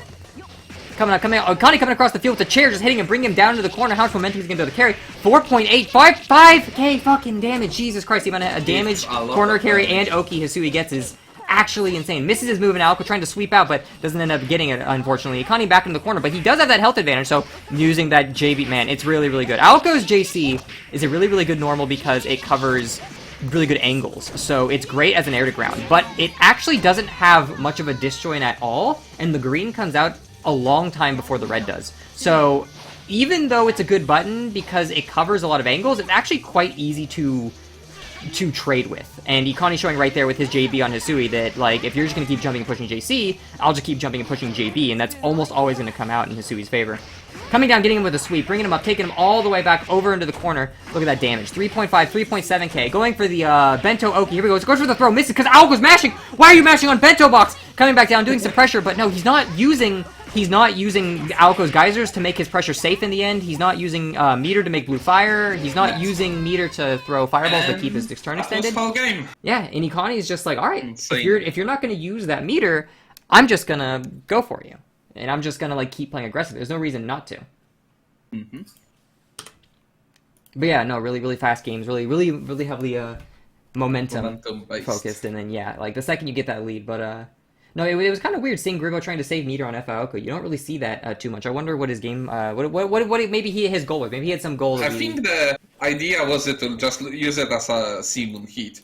So he gonna get like the dodge plus some spice. I see. So he was trying to save up for that, maybe. Interesting. Yes. Yeah. Generally, you don't ever see f-aokos go into heat because it's so like she just the way she can use meter constantly and build it up just as fast to really lock people down is what really defines her and makes her such an incredibly strong lockdown character. I so need like a minute. Be right back. right on. So yeah, it was kind of odd seeing him not use meter much, but maybe he had some secret plan and Ikani just bam wasn't able to get it rolled out. So let's see, who are we gonna go next? We're gonna go Gwyn versus Berschko now. All right, that's not what I want. Berschko on stream.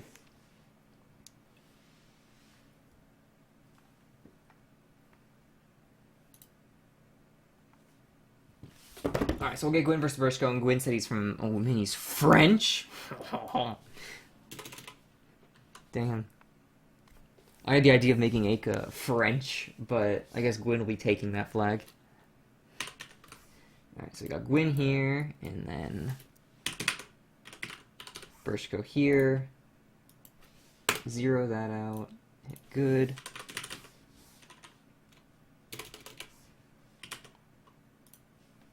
And then connect. And then since Haku said he's AFK and I don't know if he's going to be back, if I sync up and Haku's not back yet, then I'll just tell him to go.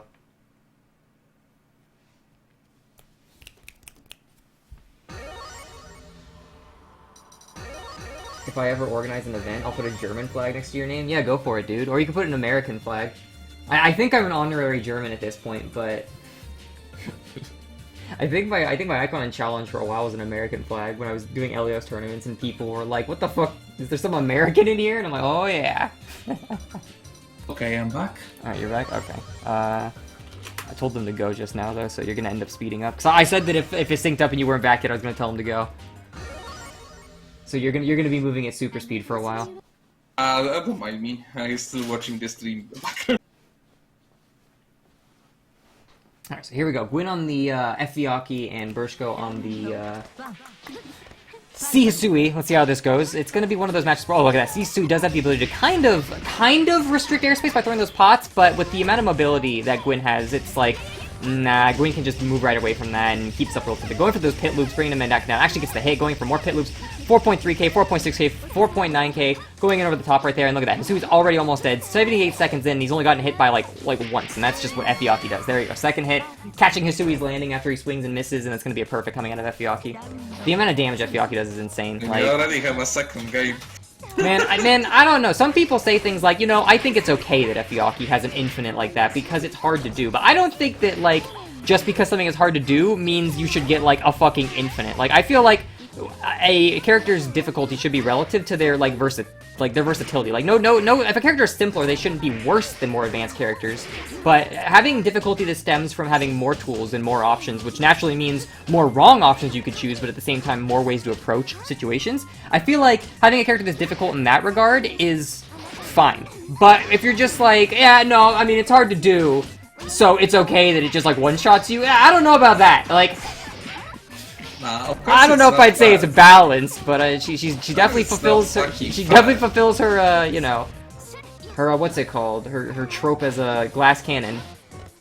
Yeah, I mean it's not fair, but you still need to remember it's a fucking melty blood. Yeah. An insane fucking broken. I mean, yeah, no, sure, exactly. It's melty blood. There's so much bullshit in melty blood. Like you can complain about one thing in melty blood and then be all like, okay, what, like, yeah, okay, the Infinite's bullshit. Blue Fire is bullshit. Aoko negative edge orbs in some matchups are fucking bullshit. But, like, Arc 5A is bullshit. Tono 2C is bullshit. Like, Nero 5... Everything about Nero is bullshit. Ro is like, every character does something that's, like, actually just bullshit. Even mid-tier characters have things where it's like, dude, why does that even exist? Nah, man, F-Rice is a solid character. Dude, F-Rice is 5B. Fuck off. So it's like, yeah, you can bitch about characters' moves, like, until the fucking cows come home, or you can just be like, yeah, okay, that sucks, but, like, now let's leverage the thing that I have that sucks. Going in for the overhead, ends up blocking it, good blocking on Gwyn. Coming over the top, ends up getting hit by both the pot and the book. Double counter hit at the same time. That's why I got the double blocks done. Bringing him down, ends up missing that, but he ends up getting a second counter hit on Gwyn. Bringing him up, taking it back down. Yeah. Is he gonna get anything off that? No, counters him again with another counter hit. How many times is Gwyn gonna get counter hit? He's fulfilling the f-vaki prophecy of like not being able to not be counter hit in the air. What's gonna go? DPs! No, you're just gonna get hit, you fool! Throws him a second time. I'm not even gonna give you the like 2 meter that I get if I hit you with two-way. I'm gonna throw you. That was good enough. That throw was like really fucking safe there. Yeah, no, for sure. It is, but it is just funny. Gets him with an air throw, bringing it back down to the ground. To get like 1.5k from like nothing. Counter hits him on wake up, brings it back down. Double puffball. He's like, alright, fuck this, I'm heating out. Going up, bringing up counter hit. Yeah, alright, time for you to feel all that damage I just felt. Ground text, but he doesn't actually get punished for it. Throw, Bento going down. What's he gonna do? Whoa! The stone hats him and gets him back into the corner. Doesn't actually get a ton off of it, but actually ends up getting himself counter hit in the mid screen. But oof, the secret, saving that like for national shit. The legendary stone hat technique being brought out. You never expect it. They don't know they're coming. Teching back into the corner, ends up going, whoa, yeah, across the screen. No, he doesn't even get the punish off of it. Bring him to the corner, going for a safe pillar reset, and then here we go. Pit loops? No pit loops, and just, 5A smack him out of here. Get the fuck out of here. I'm sure it's supposed to be 2A. Swatting a fly. Yeah, maybe, I don't know, man. Some characters have 5, like, I don't know. I play characters, I play like Aoko, so all my 5As hit it, like, ankle height. So I don't mash 5A when people jump at me, but with characters with good 5As like that, it's probably like, if someone said, no, that was supposed to be a 5A, not a 2A, yeah, I believe him. Like, you got a 5A that hits high. There's no reason to not do that. Uh-oh, getting him with the EX and then bring him all the way back into the corner.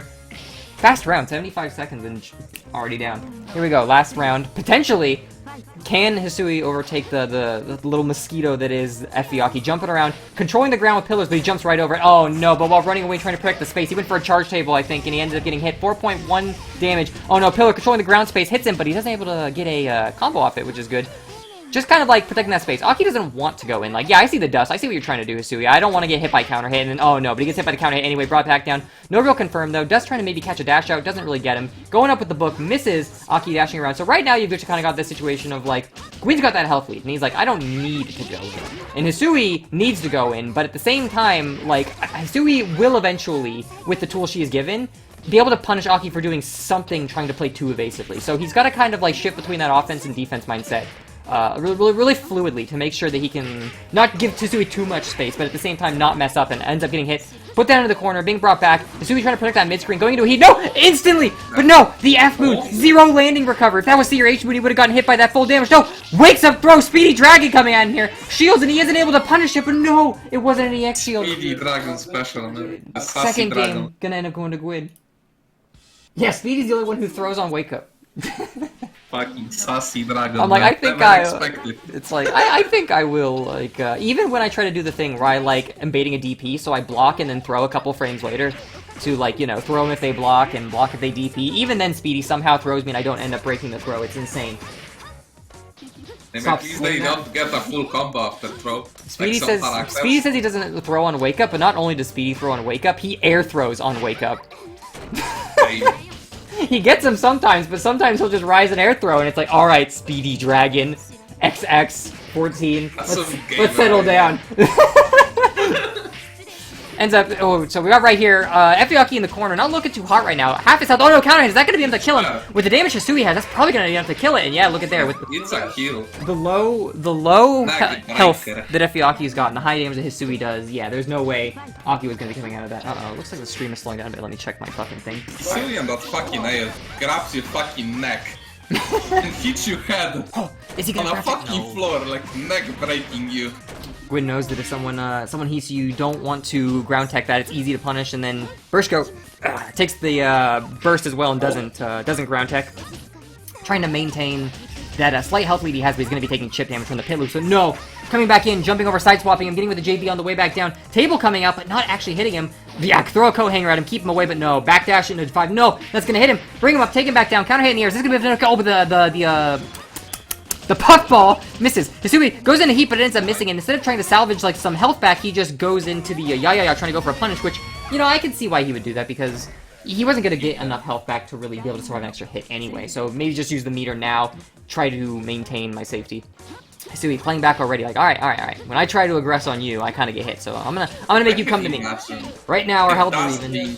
Really hard to see on this stage. Yeah, no, I I think there was a bug at some point, actually, where Dust was actually invisible, or maybe Dust isn't visible on the stage. I don't remember what it is, but yeah, no, this is actually cheap as shit. Did they random, or did someone choose the stage? I don't know. Is Berschko trying to like how like you pick like the gold Waldstein skin in Eunice so people can't see if you're like command grabs or gold throws or not? Is he like, yeah, you can't see my dust on Artificial Eden?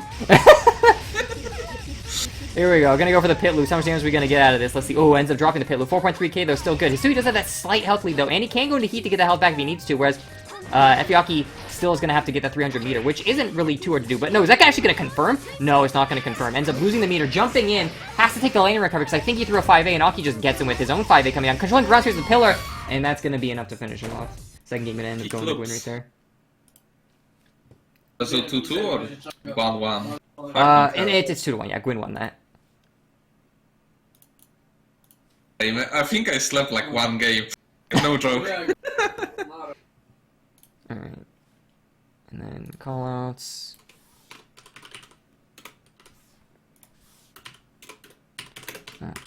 At Matteo.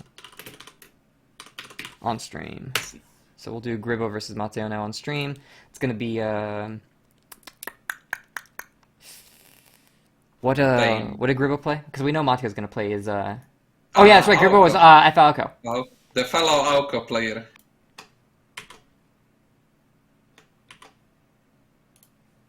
Alright, so let's see. So it's gonna be, yeah, the f-aoko versus the c-vaki. Which one we gonna look at? So he's joining Gribo's IP.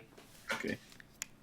So yeah, in this matchup, it's one I'm actually familiar with because yeah, I main Aoko, and I've played against Matteo quite a bit. But it's like a lot of times if Matteo decides to play too passively, it's really easy for you on f-aoko to just like charge meter outside of him, and then if he wants to put pits on the ground under you, oftentimes if you just do a little bit of a charge and you kind of read that, and then the pit happens early, you can super jump at him, and now he's recovering from pit. There we go, I got some pressure, you're gonna get blue fired. Or a lot of times if Matteo's being a little bit too liberal with his ribbons, you can throw fireballs.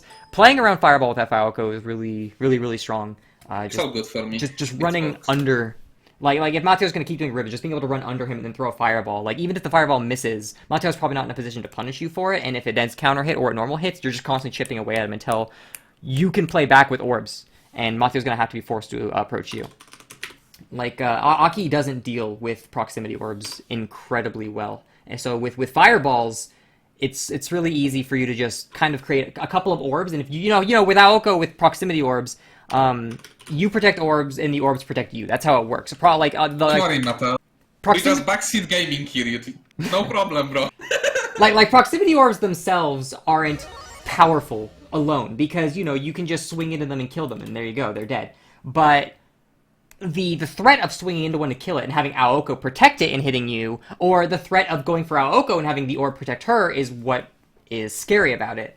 So if he's able to kind of create that presence with orbs and then protect those orbs with fireballs, it makes it really hard for a character like Aki to actually safely get in, because she doesn't really have a good way to kill orbs and harass Aoko at the same time without the use of ribbons, which, as I've said earlier, they will lose to fireballs. They just don't have the same kind of range that fireballs have. So it's very easy for Aoko to have to play lame in this matchup, which is not good for c-aki, since c-aki wants to play lane most of the time. She doesn't want to be the aggressor in a lot of matchups. We just need Hakumen in this game so he can cut off the fucking orbs in half and get fucking meter for free. My game's not loading. It's gonna end up spinning its wheels really fast for a long time.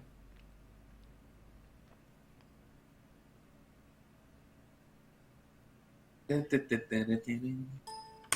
try again.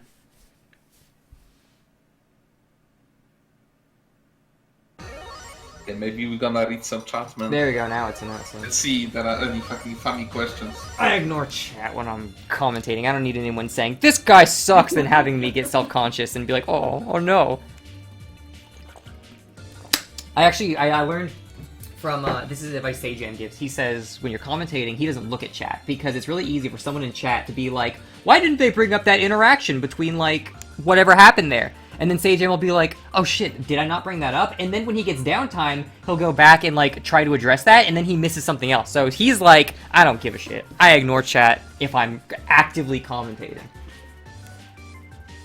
And the game started, so I'm actively commentating. That's good feelings.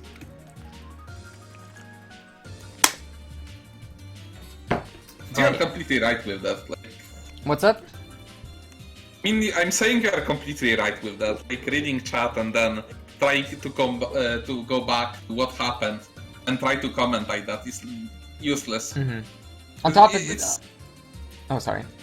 It's still past. It was already. The new stuff is coming out on screen. You need to keep going. There's no time to going back. On top of that, it's easy for someone to like maybe criticize your commentary style and then be like, why does this guy keep yelling when X happens? And then you're like, oh shit, I should stop doing that. And then if that's in the back of your head, it kind of affects your flow. So. And they just need to see the trailer of that anime fighting game that was like, a few days ago. I don't read chat. I don't care what the low tier jobbers have to say. Unless they're correcting me on my like incorrect Hisui having 6B in the air. Same.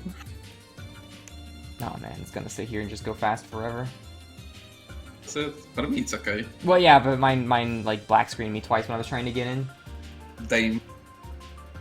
I will blame actually Matteo for that. Probably. Fucking yeah, it's Italian internet. Spaghetti ravioli internet. Yes, ravioli. There we go. So yeah, we'll see how Gribo ends up playing it, but I feel like from my experience in this matchup, if you just play lame, play around fireballs, build meter, and then once you get like 250 meter, you just follow a fireball up with EX fireball. You can bring Aki all the way to the corner. If it hit, combo her. If it didn't hit, bring her to the corner, and then it's like you can build to enough meter to get 2 blue fires out of the pressure that you're applying just by getting that turn with fireballs. Oh, the negative edge orb coming out. Matteo jumps through it. He ends up landing. It hits though. I think he tried to land and push 2A. Here we go. Going for the fireballs, bring him into the corner. Goes for a sweep, but that's actually super minus. Matteo jumping out though. Ends up missing. Aoko hitting him on the way back down. Aoko coming over. Fireball. Matteo jumping over the fireball. Coming down, getting hit by the orb. Jumping right into the proximity orb. Coming all the way back down. Here we go. Another EX, but as I said earlier, if you don't throw a fireball before you throw that, the EX isn't actually going to keep anyone in place. They'll just jump right over it. You need to have a first fireball to actually hold people in place when that move comes out. But no! Catches Matteo's ribbon on the other side. I thought Matteo was going to do his flip kick to cancel it and get him with the sneaky overhead. The 2C. Yeah, the J2C. Here we go. Matteo throwing out pits, but oh no, I wasn't able to get it. Oh, goes for it. Just a raw DP. Throwing those fireballs. Matteo, he's got to try to find his way in. There we go. Hits him with the pit, and now Matteo's got that health advantage. Even if Aoko does create the... Oh no. Counter hit, but he doesn't pick up on it. Matteo does have that slight health advantage, so that... Okay, well there that goes. Getting him with the counter hit, but not able to pick up on it. Coming in over the top, hitting Matteo again. Matteo coming back down, IDing over, but no. Aoko, like, he's just ducking. He's not even trying to block high on these IDs. He's just ducking right over him, letting Matteo pass over him, and then mashing on Matteo's landing on the other side. And Matteo, probably thinking he's going to respect the IADs, ends up getting hit on the other side.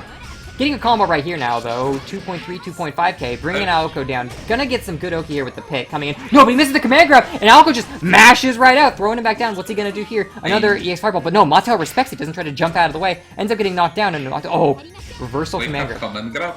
Yeah, reversal command grab, getting a bit of HP back, mashing out Aoko, bringing her over to the corner, getting ribbon damage, bringing up, taking back down. One more hit's gonna kill Aoko. Probably not a command grab though, because like Aki's like grabs or like their damage is really low. Coming in just like the constant IDing. Oh, you see, I think the game started and made him drop his hit, but who knows? But either way, the 2B coming in. Matteo, oh no, he didn't finish him off. He could have used the EX like EX Moonsault or like EX Orb and tried to like bring him down for more damage, but no. He's like, nah, Matteo, I'm killing you in neutral. I'm not ending this now. Just throwing those fireballs, but Matteo, all right, you throw fireballs, bro. I'm gonna sit here and get all that HP back, and then. Pit. That EX pit is interesting. You have a bigger fucking horde box than you fucking see it on the screen. Oh yeah, no, it's actually insane. It's like 2 times bigger on both sides than what you actually see on the ground. It's pretty crazy. Goes for the DP, but it just misses. Matteo coming over on the backside. What are you, mashing 2A after DP? That's it. You're taking 4.7k damage. Alright, 4.6k. I lied. But either way, oh, no. What is that? Is that an ADP? Is he just ADPing in neutral, looking for like ADP counter hits? That's super dangerous. That move has like no invul. Coming in, putting him down into the corner pressure, but actually hits him with that. Is he going to be able to confirm? Well, no, but then he ends up stuttering. There was like a whole, like, he thought he was gonna block, and then he hit him, but then he's like, oh shit, I'm resetting now, but then Aoko stopped mashing again. What happened there? Matteo respecting that, not trying to jump out of the way, heating. Now he's got that health advantage. Alright, Aoko, you could try to play lane with your little orbs, but I've got, yeah, air unblockable, like, pillar, and, ooh, the side swap into two-way catches him. And first game is going to our favorite Italian player. Going to Matteo, yeah. Matteo's getting that health advantage, and then he's like, ah, now you can't play lame anymore. And he's like, you gotta come to me now. And you can tell that Gribo's like, oh shit, how the fuck am I supposed to go over there? Simon mechanics, man. And feeling low. And you just press that one button. Coming over again, Aoko not making his pressure safe with the pillars again. You can, against some characters with Aoko, end your pressure on 2C and then just neutral jump, and if the other person tries to sweep you, you can punish it. It doesn't work against some characters like Tono. Maybe Aki can hit high enough fast enough, but it doesn't look like Gribo's doing that. He's just ending on 2C and then maybe looking for a whiff punch or something, but Matteo not falling for it, just kind of running up and hitting him. Putting him into the corner with the flame tongues, and now he's like got that really, really massive health lead. He's just gonna sit back. He doesn't really care. You can see that Gribo, he's kind of like using DPs to try to catch Matteo above him, but that's a good strategy if you're playing like Nania, for example, especially like F-Nania, who gets a lot of damage out of his DPs. But with Aoko, her DP is slower. Her DP is slower than most characters. I think it's the slowest DP in the game, meterlessly. And then on top of that, though, it only does like 800, maybe 900 damage. So a lot of times if you do DP people out of the air with Aoko, you get like minimal damage out of it for the risk of throwing a DP out, and then they just air tech away. So it's really, really dangerous. Aren't her DP only like a combo tool? What? Aoko DP. You can combo with it in the air, but it's like, using her DP in general is pretty, just pretty risky in general. Like, you can use the EX version or the B version in the air to get more damage if you just need that to kill, but like, the A version only has high invul, and even then it's slow and doesn't trade very well. The versions in the air both have high invul as well, so you could use this to hit people above you, but the problem is that if someone blocks them, you run out of all your air movements, and you're going to be forced to take full DP landing recovery. So, a lot of times if someone just blocks your air DPs in the air because you're fishing for a counter hit on someone swinging, you'll just land and get punished anyway. Like, they have their set function, and their function is to be a meterless DP that needs to be respected for its function. But the reward you get from it and the risk for it is oftentimes just really, really, really bad compared to other characters' DPs in this game. There we go, Gribo throwing the fireball to try to take a turn, but Matteo jumps up, blocks it, lands, and then immediately he's pushing him back in the corner. He's got that health advantage now, and with that one victory point under him, he really doesn't need to worry too much about engaging Aoko. You can see Matteo's just playing really, really evasively, jumping, backdashing, throwing ribbons out occasionally, and there we go. Yeah, gets Gribo. Aki is a really, really hard character to approach with those ribbons, where she's constantly being evasive, because there's a lot of times where you think you have Aki. You're like, ah, I got you. And you run at her and you jump and you do like Rising J or like a JB, but when she does that backwards flying ribbon, it displaces her hitbox really, really, really fast backwards, and then the ribbon ends up counter hitting you. And you can see Matteo uses that really, really liberally to stop approaches. Makes him hard to get up to. So, alright, so then we got Matteo. Okay, so then we'll do Eika versus Ikani, and because this is semis, it's going to be first to 3 instead of first to 2. A long game in Eika Gaming.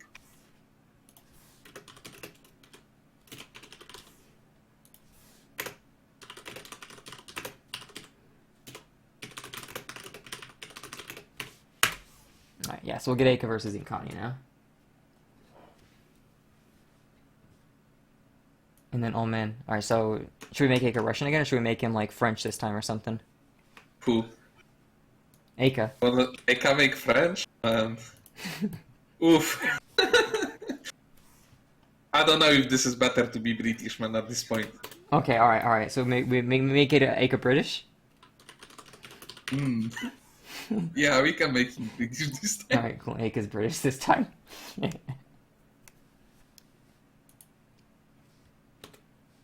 In. Let's go. Alright, there we go. Starting versus it.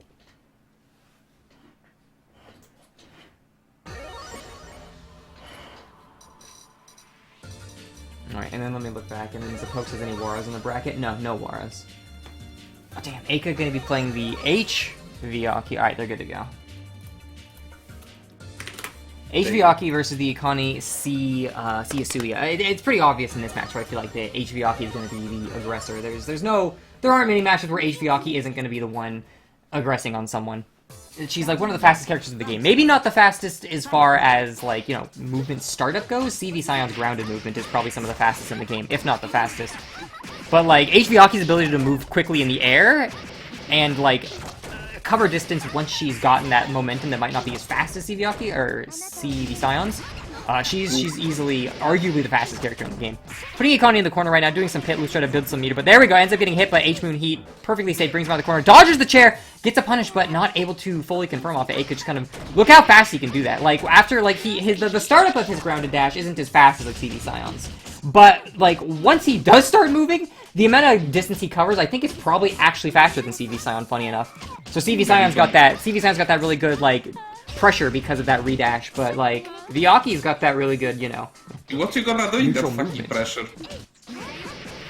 You're probably gonna have to shield, honestly. Like, v-vaki can, or h-vaki can, like, loot those pits a lot from the air, from the ground. She can cancel air dashes into him. No! That's not a real DP! Ends up getting hit by Ikani, brought down into the corner with the low HP that v-vaki's got. Ikani might be able to take this back with the momentum. Eika can't go into heat. Eika doesn't have a meter. He might be able to, like, shield him, but Ikani getting a lot of that health back. Eika, if he doesn't get a clean, he's not gonna be able to kill him. Yeah, I'm in the corner right now. Ikani doesn't have any HP, or any meter, but he doesn't really need it. He got all the health back he wanted. Eika getting with that two-way, but again, it's not a clean hit. If Ikani hadn't heated earlier, that two-way would have killed him. The IAD's over! Eika catches him, trying to use the 6B, but no, still not a clean hit. Another not a clean hit. Ikani's heat has given him so much value already. Air dashing in, coming in. Oh, Ikani wants to avoid the pillar, shielding up high. Eika putting a second pillar down, but Ikani, how is he staying alive? It's actually saying 4 seconds left. Eika's just trying to play evasively. Ikani's gonna have to make a good read here, and then time up.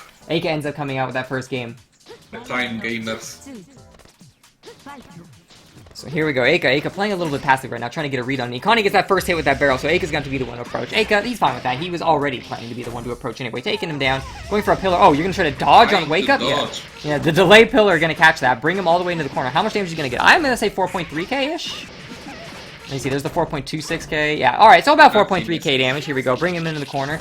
v-vaki really good, especially H, at building tons and tons of meter, which is pretty insane on her, because even though she's one of the, like, more fragile characters in the game. First game going to Eika. Even though she's one of the more fragile characters in the game, because of how fast h-vaki can build meter, she can go into heat like 2 times in a round sometimes, and that can kind of level her health pool out to be on par with a more average level health pool. It can be very annoying playing against an h-vaki and thinking, yeah, I'll kill her in like 2, maybe 3 hits, and it takes like 5 hits to kill her. It's like, Jesus. How many times are you going to go into heat, dude? Catches him with trying to throw with the IAD, getting in with the NTR, bringing him up, taking him back down. 3.8k damage, goes for a dodge, coming in on the backside, but not really the backside. Dodging his heat with a pit on top of him, bringing him back down. Ikani not going to get any value out of this heat. Eika taking him up, bringing him back down. Look at all this meter he's building. He's about to go into heat again. Eika was already in heat once this game, I think. Maybe not. I might have been missed. No, Eika used meter earlier. He's gonna be dead before he's gonna go into... Is he gonna go? No, there we go. Eika going into heat. So, unfortunately, Eika not gonna have any meter for this this next round at the start, but like he doesn't care. Do you see how much meter his character built just for like existing? Gets a counter hit on the way back down, catches the ground tech on Ikani coming out, putting him all the way back into the corner, bringing him up, taking him back down. Let's see how much meter he's gonna get out of this. Eika started the round with 0 meter. After one combo, he's already got 112 meter, and that's what like h-vaki does. Going in, gets him with a throw. I actually think Eika's labbed a way to make the overhead that Aki has almost an unblockable, or not an unblockable, like really hard to see using the fireball to obscure his actual character model. I mean, knowing Eika, he probably already main half moon via Akiha. That's why he's like playing always like really fucking good. Yeah, I do remember he told me to play the character at one point, but I couldn't get into it because oftentimes when her 2B hits people, it trips them. So it took me a long time to get into the habit of using strings without it, or people would just keep getting hit by it in strings. Like, that was the one frame trap people wouldn't stop getting hit by, and it's like, dude, that's the one that sucks. No, it's 3 games. Eika, 3 games. One more. Eika doesn't want to be British any longer. He's trying to end it. He won't end it fast, man. Bielzibab is still there. Eika jumping up, getting counter hit by immediately by Ikani retreating. Here we go. This is time for the Ikani comeback, putting Eika all the way in the corner, catching his ground tech. Oh yeah, nice try, idiot. What are you gonna do? Ground tech against Hisui? You play Hisui. You know you're not supposed to do that. Taking him back down, going for a bento. Yeah. Here we go. Eika, ooh, getting the hard knockdown after the what's it called? Bunker out. Going for like a fake left right, getting him on the same side, bring him to the corner, and Ikani's gonna tech out. But oh no, doesn't catch Eika's ground tech. Eika playing really evasively, but Ikani does have that health lead, so he's really happy just playing safe. Look at that, going for a shield on Ikani's rebeat. Ikani, yeah, all right, I'll punish that. Will it be enough to finish Eika off though? Eika not gonna be able to build enough meter to probably get all that health back. Yeah, even if Eika gets a combo, he might know. There's the counter hit. If Eika got a combo on Ikani, he probably would have gone into heat and been able to get a lot of that health back, which would have been very frustrating for Ikani to deal with, but Ikani was able to just get that last amount of HP off him, not going into heat. A lot of red health, but you're not getting any of it back. Now Eika, like, alright, you make a fool of me? I'm gonna put you in the corner. Here we go. hitting him with that, going for a pillar, jumping up, catching Ikani, and Eika gonna try to put a second pillar down. Ikani jumping right over the top, but Eika catching his landing recovery with a 2C, getting a counter hit, bringing him back down, 3.1k damage, and Eika's in heat. He doesn't really care about getting hit. Wow, he used the forward momentum of his normal to go through the dust, and then catches Ikani trying to shield in the air with an air throw, bringing him back down. Eika, he's reading him like a book right now, bringing him up, taking him back down, using a pillar, coming on the other side of him, throwing him. Every choice Ikani's making is just the wrong choice, and Eika completely going ham. Coming up with another. What are you gonna do? Jump on the other side of the table again? Yeah. Oh, that's exactly what you're gonna do. I don't think so. Perfect. It's like this video with saying, no matter what fucking move I do is the wrong one. Yeah! I'm losing. Same. Same. No matter what I do, it's always the wrong choice. Connie's got that feeling a bit of same right now. Eika's gonna go for the double perfect, make a fool out of me, take a round off me, bringing him up, taking him back down. What's he gonna do? Left, right him? On the other side. No! Ikani, wake up, throw the speedy dragon!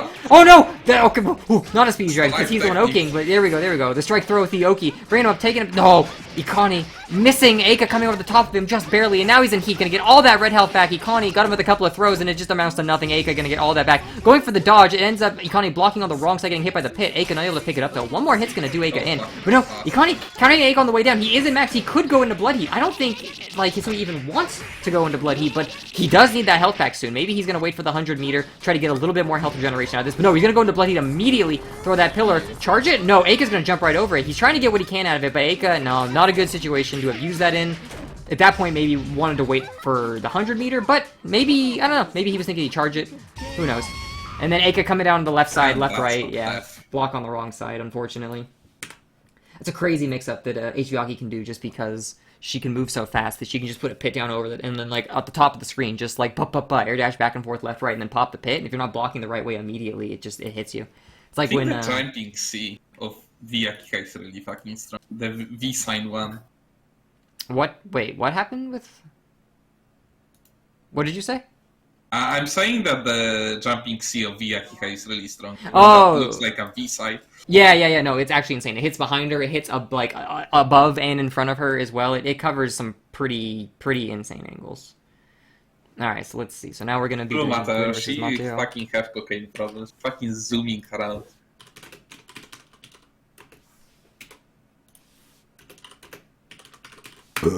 There we go. Yeah, there. Bless you. Yeah, thanks. Alright, so let's get Matteo and Gwyn on stream.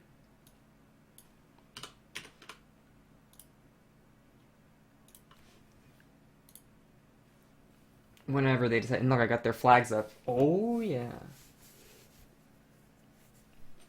Matteo versus Gwyn. Gwyn's going to be playing the f-vaki probably, with Matteo on his c-aki. It's kind of an interesting matchup because I imagine naturally c-aki is going to be the one wanting to play more passively. But at the same time, f-vaki can control ground space with like pillars really, really well. And I don't really think c-aki has a great way... I don't really think c-aki has a great way to deal with things above her, per se. So it's going to be a lot of like Matteo trying to sit within, I think, f-vaki's like right outside of her effective range, but still be able to catch her coming down while pulling himself out of position in replacing that area with like ribbons. I don't know. I don't play c-aki. I just know her from how Matteo plays it, and I imagine that's probably gonna be maybe the path he takes. Maybe. Who knows? Says he has JC, which does hit above her a bit. He can probably contest v-vaki dashing at him with her normals with that, but when v-vaki gets above you with like puffball, it's gonna be rough. f-vaki is one of the few characters that I'll actually choose like CV Scion as, because CV Scion's got that JC that hits really, really high above her. So f-vaki players jump around thinking they're hot shit, thinking they're so safe.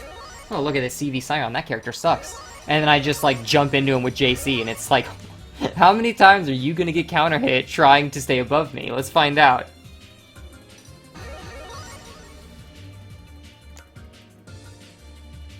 Epic troller. Take a color that they both have a fucking red hair. I don't think you could change the hair color of any of the Akiha skins. I think on her skins where she's got black hair, they're all black, and on V, they're always red. It's not like Aoko where you can change off the red hair. I will look at actually at the palette of her colors.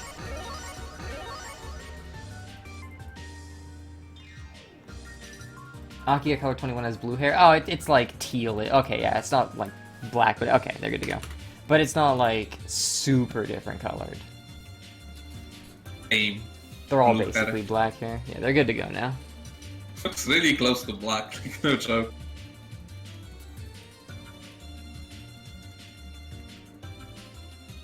It's good for me. Yeah, okay.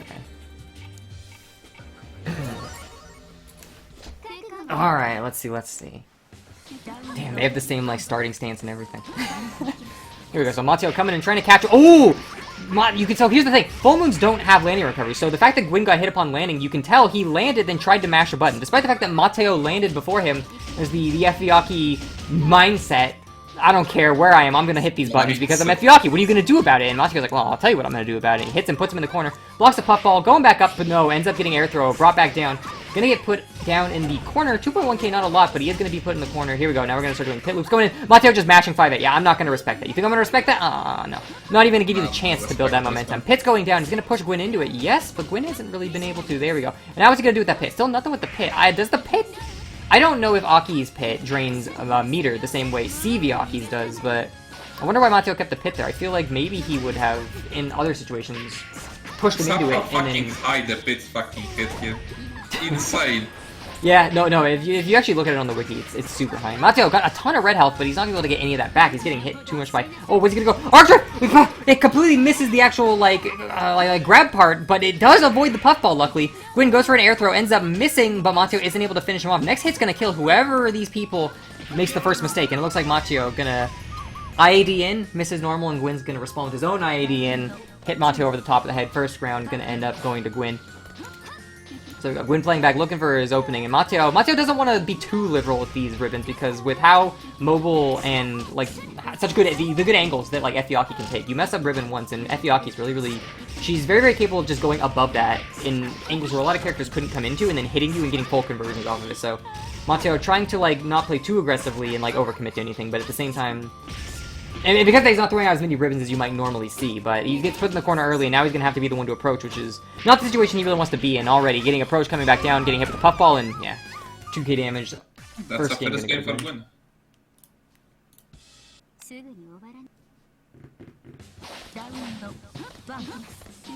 Oh, so here we go, round 2. Let's see if the kind of adjustments Matteo makes. There we go, now he's throwing the ribbons a little bit more, keeping him down and out. Hitting with the button, but he's not able to really capitalize much off it. They traded with the counter hit right there, keeping Gwyn in the corner, but Gwyn coming out, doing an air string with his, jabs, putting Matteo back down, hitting with the JC on the way back down, and then getting 3k damage off it. Matteo, not with the health lead right now, but he doesn't have, such a detriment, like the difference between health that Matteo isn't willing to just kind of sit on it a little bit. Maybe go into heat later if he needs to. The amount of red out they have is pretty good still.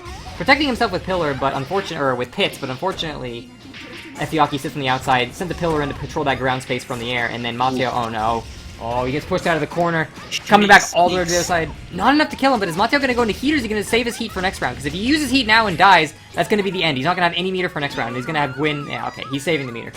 If he'd used meter then, Gwyn would have had and he lost, Gwyn would have been able to just completely run train on him for the whole first part of the second round. So Matteo right there, not necessarily throwing the round. He wasn't doing that. He's trying to win, but at the same time, he wasn't going to use every tool he had just because it would have limited him next round. So I can understand why he would do that, and I think it's probably the smarter choice, honestly. Going to Blood Heat early right now, just try to get out of the corner. Going for a shield. He's looking for the Blood Heat, but I don't know if he's going to get it. There we go.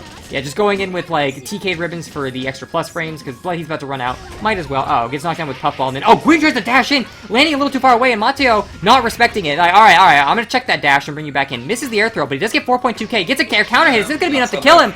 Bringing him up. Is Matteo going to finish this? And yeah, there it is. 2.6k. That's going to be enough to finish him. So then Matteo, like I said, taking he saved his resources and then took a very commanding lead in round 2. And now he's got this round 3. He's got more resources again, and he only needs one game to take this to a round 3 or to a game 3.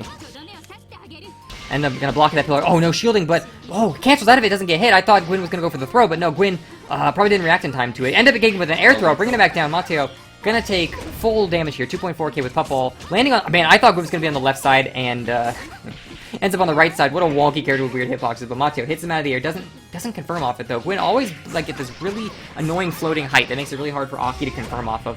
Being brought back down, Aki, oh no, getting hit by the pillow and wake up, and is this pit loop gonna kill him? Yeah, there it is. And that's a game. And that pit loop's gonna take him out. The mosquito special.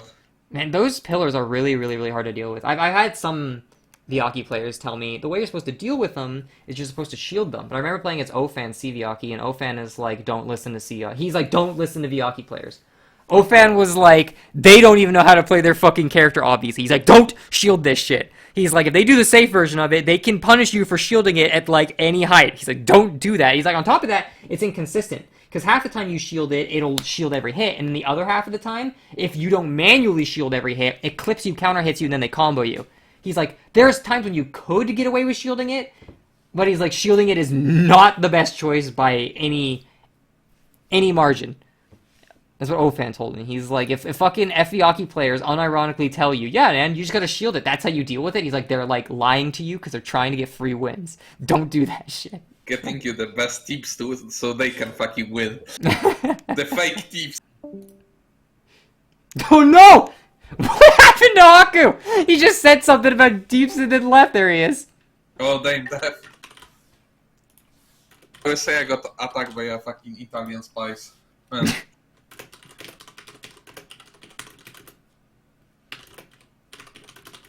Alright, so now we'll get Gwyn versus Ikani on stream. Doing losers finals. First to 5. Oh, no, first to 3. Best of 5. But I think I have a, yeah.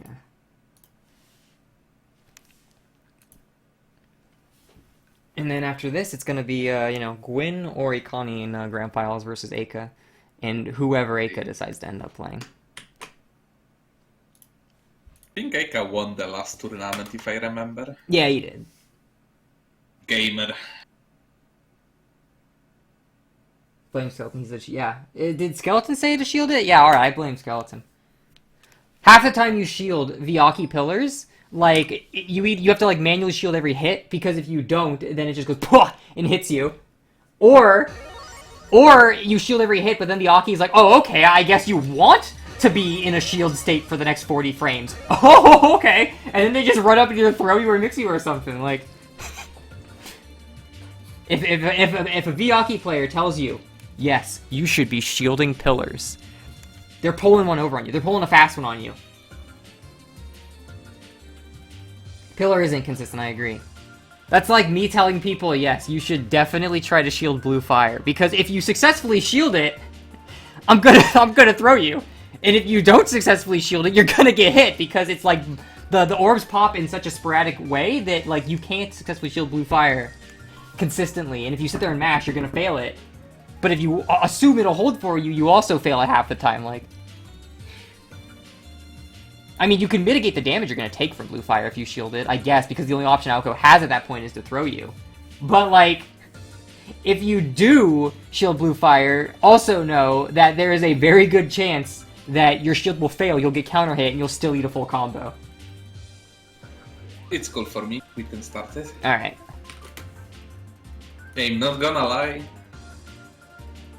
Who would you bet in this game? Like, Gwyn versus Eika. I think... Who would you bet? I've like, got... knowing both players and watching for quite some time. I'm not gonna say who I want to win or who I think will win, but I will state the objective fact that Ikani has been playing the game much longer than Gwyn and is a far more experienced player. True. I mean, have some time to, like, get experience with players around. Here we go, Ikani taking him up, bringing him back down, going for the neck chop, left, right, ends up on the left side. That is so hard to block sometimes. Some characters have really, really wonky wake-up animations, and you mix yourself up when people left-right you with that. Bringing him up, taking him back down. He's already got, like, enough health where one hit's gonna come. No, he tries to dodge the pillar! Ooh. But no, drops the pit loop, though. Ikani in the corner, gets hit up by the pillar. You know what? Ikani took that pillar on purpose so that he would be able to air tech out. It's like when you get hit by Yukiko fans on purpose to avoid her zoning so you can air tech into her. Ikani, I'm gonna take this pillar on purpose, and I'm gonna tech out so I don't have to sit here and take your pressure. And Ikani playing really, really safe, just throwing stuff, creating dust up. He knows that f-vaki is gonna have to approach him, so he's just creating a wall of, like, monster truck chairs, just monster truck chairs right through him. You can't beat that move with mash. Maybe some characters can, but like there are very few moves in this game that are gonna beat monster truck chair just coming in, just like crushing you. Getting hit. I don't think anyone can clash with that fucking chest. So active and he's like 5 times. Oh, it goes in with the DP, but it goes under. But Ikani not in a position to punish it. That's okay. He's fine with that. He's staying cool. He's like, alright, I don't need to punish that. I can just stay cool, stay safe. I don't need to overcommit to fail a punish just to get myself punished for it. Going with the ya, keeping my pressure up, going up, rising JB. Maybe try to go for a IAD, but oh no. Uh-oh. Oh no. Oh? Oh no. Uh-oh. Alright, we're good to go. And the action starts again. He gets a counter hit! Oh my god! Ikani was lag switching just so he could line up that counter hit. Now that he's got the health advantage, he feels perfectly safe. Whew, that was a close one right there. Ends up getting hit by the low from, oh no! Is that gonna make him drop? No, the game stuttered, but no! It's dropping again, the game is starting! And he gets counter hit off of the drop! Uh-oh! Well, what was that? He was like walking backwards into it, but he goes and throws a book. Oh no, now he dropped his own combo because of the stuttering. Bringing him up, taking it back down. Insane. The France to like Russia connection is very strong with this game. Going in for the dodge, but again the dodge doesn't work again. And now here we go. Gwyn's like, you think you can fucking lag switch me, you Russian? That's it. Maybe he's Ukrainian. I don't know exactly where Ikani's from. I just know he's Eastern European. But there we go. Hits him with a counter hit, ends up taking him, bringing him back down. Second round gonna end going to Gwyn. Here we go. Backdash using the pillar to control ground space from the air, but gets it with a pup while counter hitting pillar to start off his Oki. Here we go. Gonna go for the pit loops. How long can this go on? No, jumping right over, getting with the table. Gonna confirm into that, bring him over to the corner. Yeah. Oh, it's gonna be blocked. This is actually quite punishable, but no, Gwyn goes for a backdash. Now he's stuck in the corner. Backdashes again. Gets hit by the next hit of the dust. Getting brought up, take him back down. Look at this. How much damage is he gonna get? 3.7k. And then no! Ikani catches him trying to tech out of the air. He drops his combo on purpose just to try to get a reset, get some extra damage out of it, and now he's got a pretty good health lead. Can play, I don't want to say safe, not like, because you don't want to give Aki the ability to just like play on top of you, but you know, he feels a bit safe, like maybe not taking every opportunity you could get, but there we go. Bursting out. Is he gonna attack out? There we go, techs out! And Ikani's just waiting for it. Why are you checking my burst, you idiot? You're in the corner! No character, if you ever get hit by a burst and your back is to the wall, don't ground tech. Because there is no character in this game that can't just push like 2B and punish you for that. Like, you cannot get enough distance. They don't need to commit to a tech chase. They don't need to like use an ability. They don't need to like do an OS. They can literally just sit there and wait. And if you ground tech, you're dead. And if you don't, they're gonna set up OP. Bringing him up, taking him back down, going in for the dust, but Gwyn just backdashes it, but doesn't able to pick up in anything. Bringing him up, taking him back down again. No, but not able to get him all the way to the other corner. Gwyn blocking, but he doesn't have that health advantage. Ikani, I'm just gonna keep throwing pottery and like dusting everything. Oh, get counter hit on the top, but he doesn't do anything of it. Oh no, gets him with the counter hit, and there we go. Gwyn coming back down. That's gonna be the end of him. Low HP who will not help him this time. Speed isn't like good versus c-hisui.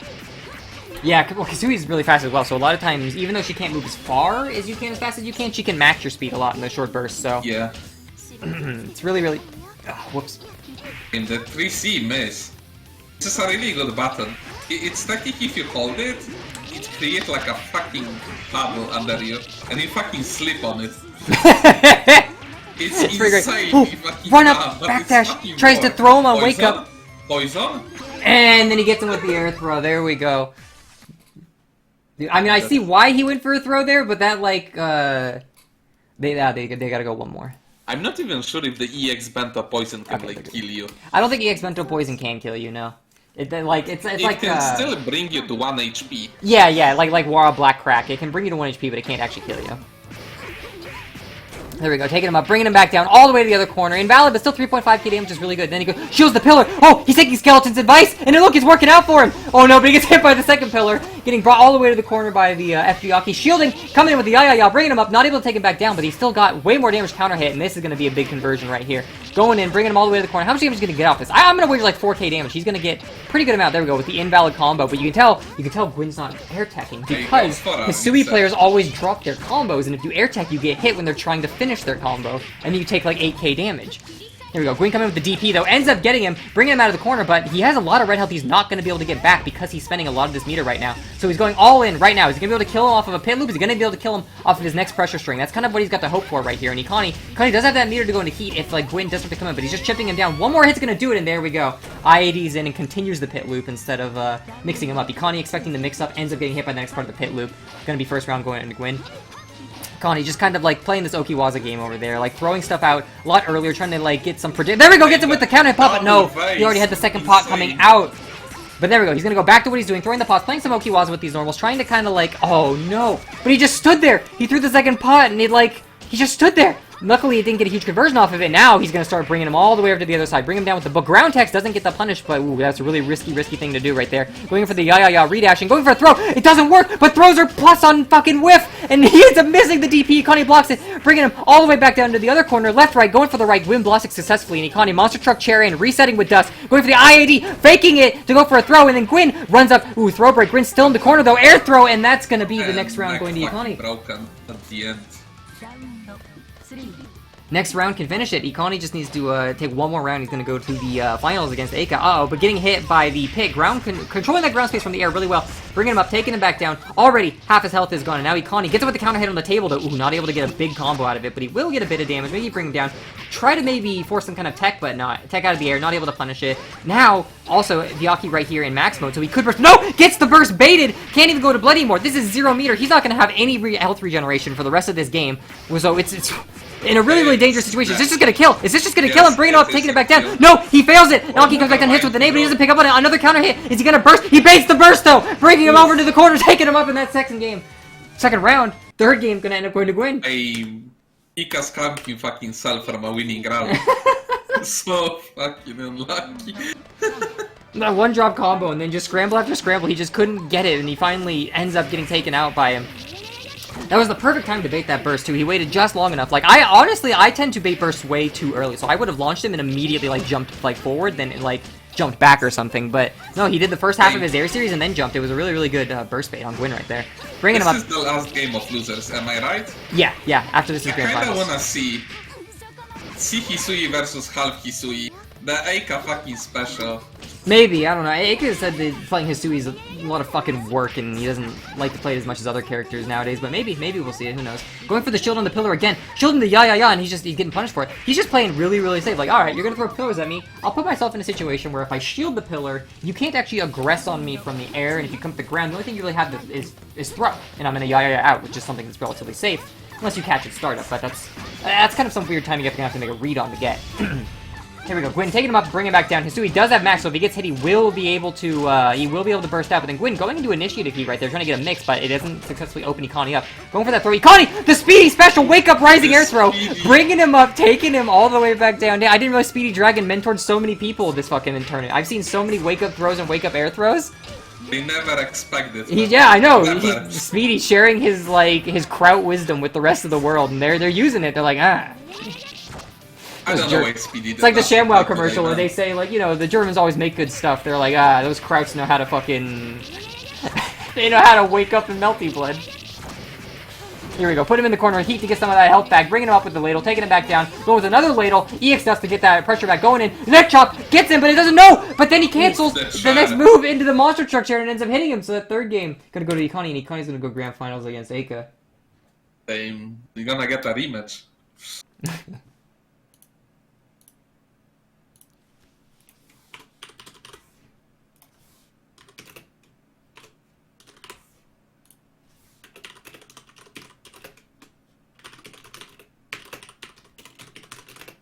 Alright, so now we're going to get Ikani versus Eika on stream.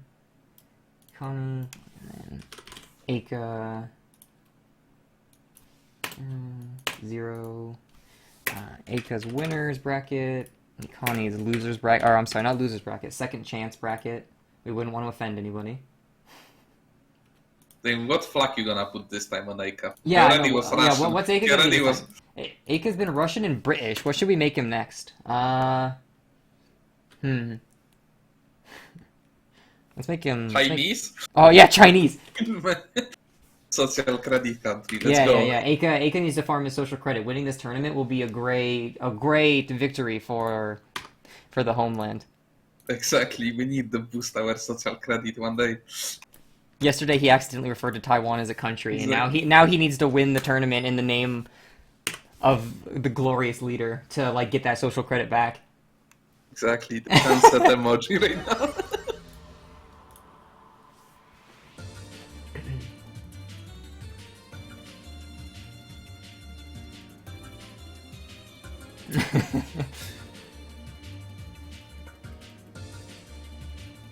Alright, let's see. So what is Eika gonna end up playing today? So it It's looks like always a that's big guess because he plays fucking everything. Zukani on his Sui. Is Eika? Oh, he's gonna go for the Warg. All right, they're good to go for me. Are you good to go? Yeah. Oh Alright. wait, did I connect to someone? I think I connect to play with someone. What the fuck are you doing? I don't know. You want me to wait for you, or should I just start it? Yeah, give me a second. Okay, all right. Awesome. That was pretty rad, dude. I already want to play my games. Yeah, I can tell. You asked. What were you in like the Melty Blood Discord? I don't know, but I copy someone IP randomly and put it in. I was like, oh, they. Fucking hell. Okay, it's zooming for me. Yeah, it's gonna be like that for probably like 35 seconds or so, maybe 40 seconds. But those fucking multi games today, insane. Good multi, man. Good multi. Alright, tell me whenever you're good to go. Yes, I will. Alright. But yeah, man. So Ikanistea. Should we give Ikanistea a funny flag as well? I mean, you wanna put double. Wait. No. Let me see if this works. Oh, yes! Alright. Ikanistea is Taiwan and Eika is China. Damn, Taiwan. What's number China. 1? Is China number 1 or is Taiwan number 1? Hard to say. I think that China is number 1 always. You cannot say otherwise. You're gonna have your social credit steal. Oh man, this is double or nothing now. The social credit has like doubled for Eika. If he loses to Taiwan, not only will he lose social credit, he'll probably get deported somewhere. We'll have to go back to being British. Make a video, the video with fucking Bing Chilling, man. No more Bing Chilling for Eika if he loses to Taiwan. Re-education camps? Oh fuck. It's good for me now. It's work.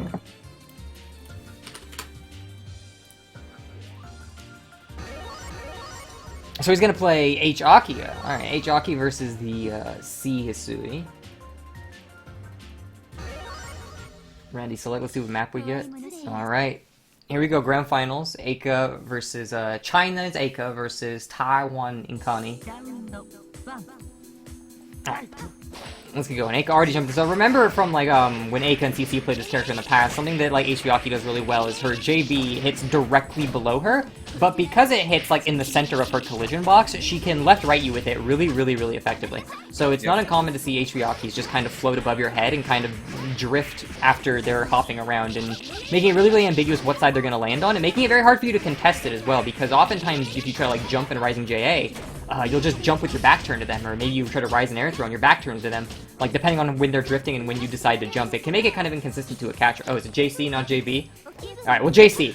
But, the downward swing she's got. Ikanistea, though, playing back, he knows Eika's gonna have to, approach him, so he's been playing this kind of, like, safe game right now. Letting Eika pressure him, and then maybe capitalizing on the weaknesses in Eika's pressure, or trying to beat Eika neutral. But right now, here we go. Eika opening him up in pressure, bringing him up, taking him back down. Invalid. Is he gonna get anything out of it? No, then, oh, Ikanistea mashing out! Is he gonna kill Eika off of this, though? Here we go, bring him down. No, but Eika ground text. What? Could Ikanistea have gone to, like, BC air throw there? I don't really know his Sui routes very well, but that was interesting. Ikanistea, he's trying to make it a real spectator sport right now, like with the f-vaki matchup where he brought her down to a magic pixel as well. I can't believe fucking Eika drops a combo, never. And there we go. Eika ends up finishing him. Damn. Ikanistea trying to make it a real spectator sport over here, bringing Eika down to the magic pistol. Like, you think you can take me on?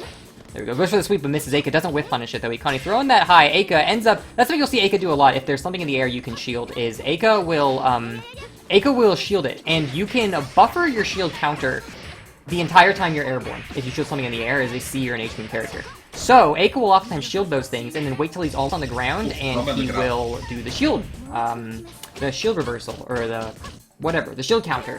And the air shield counter, I actually believe, is plus on block, so Eika will oftentimes use the fact that you're trying to control airspace to just get plus frames against you right when it lands.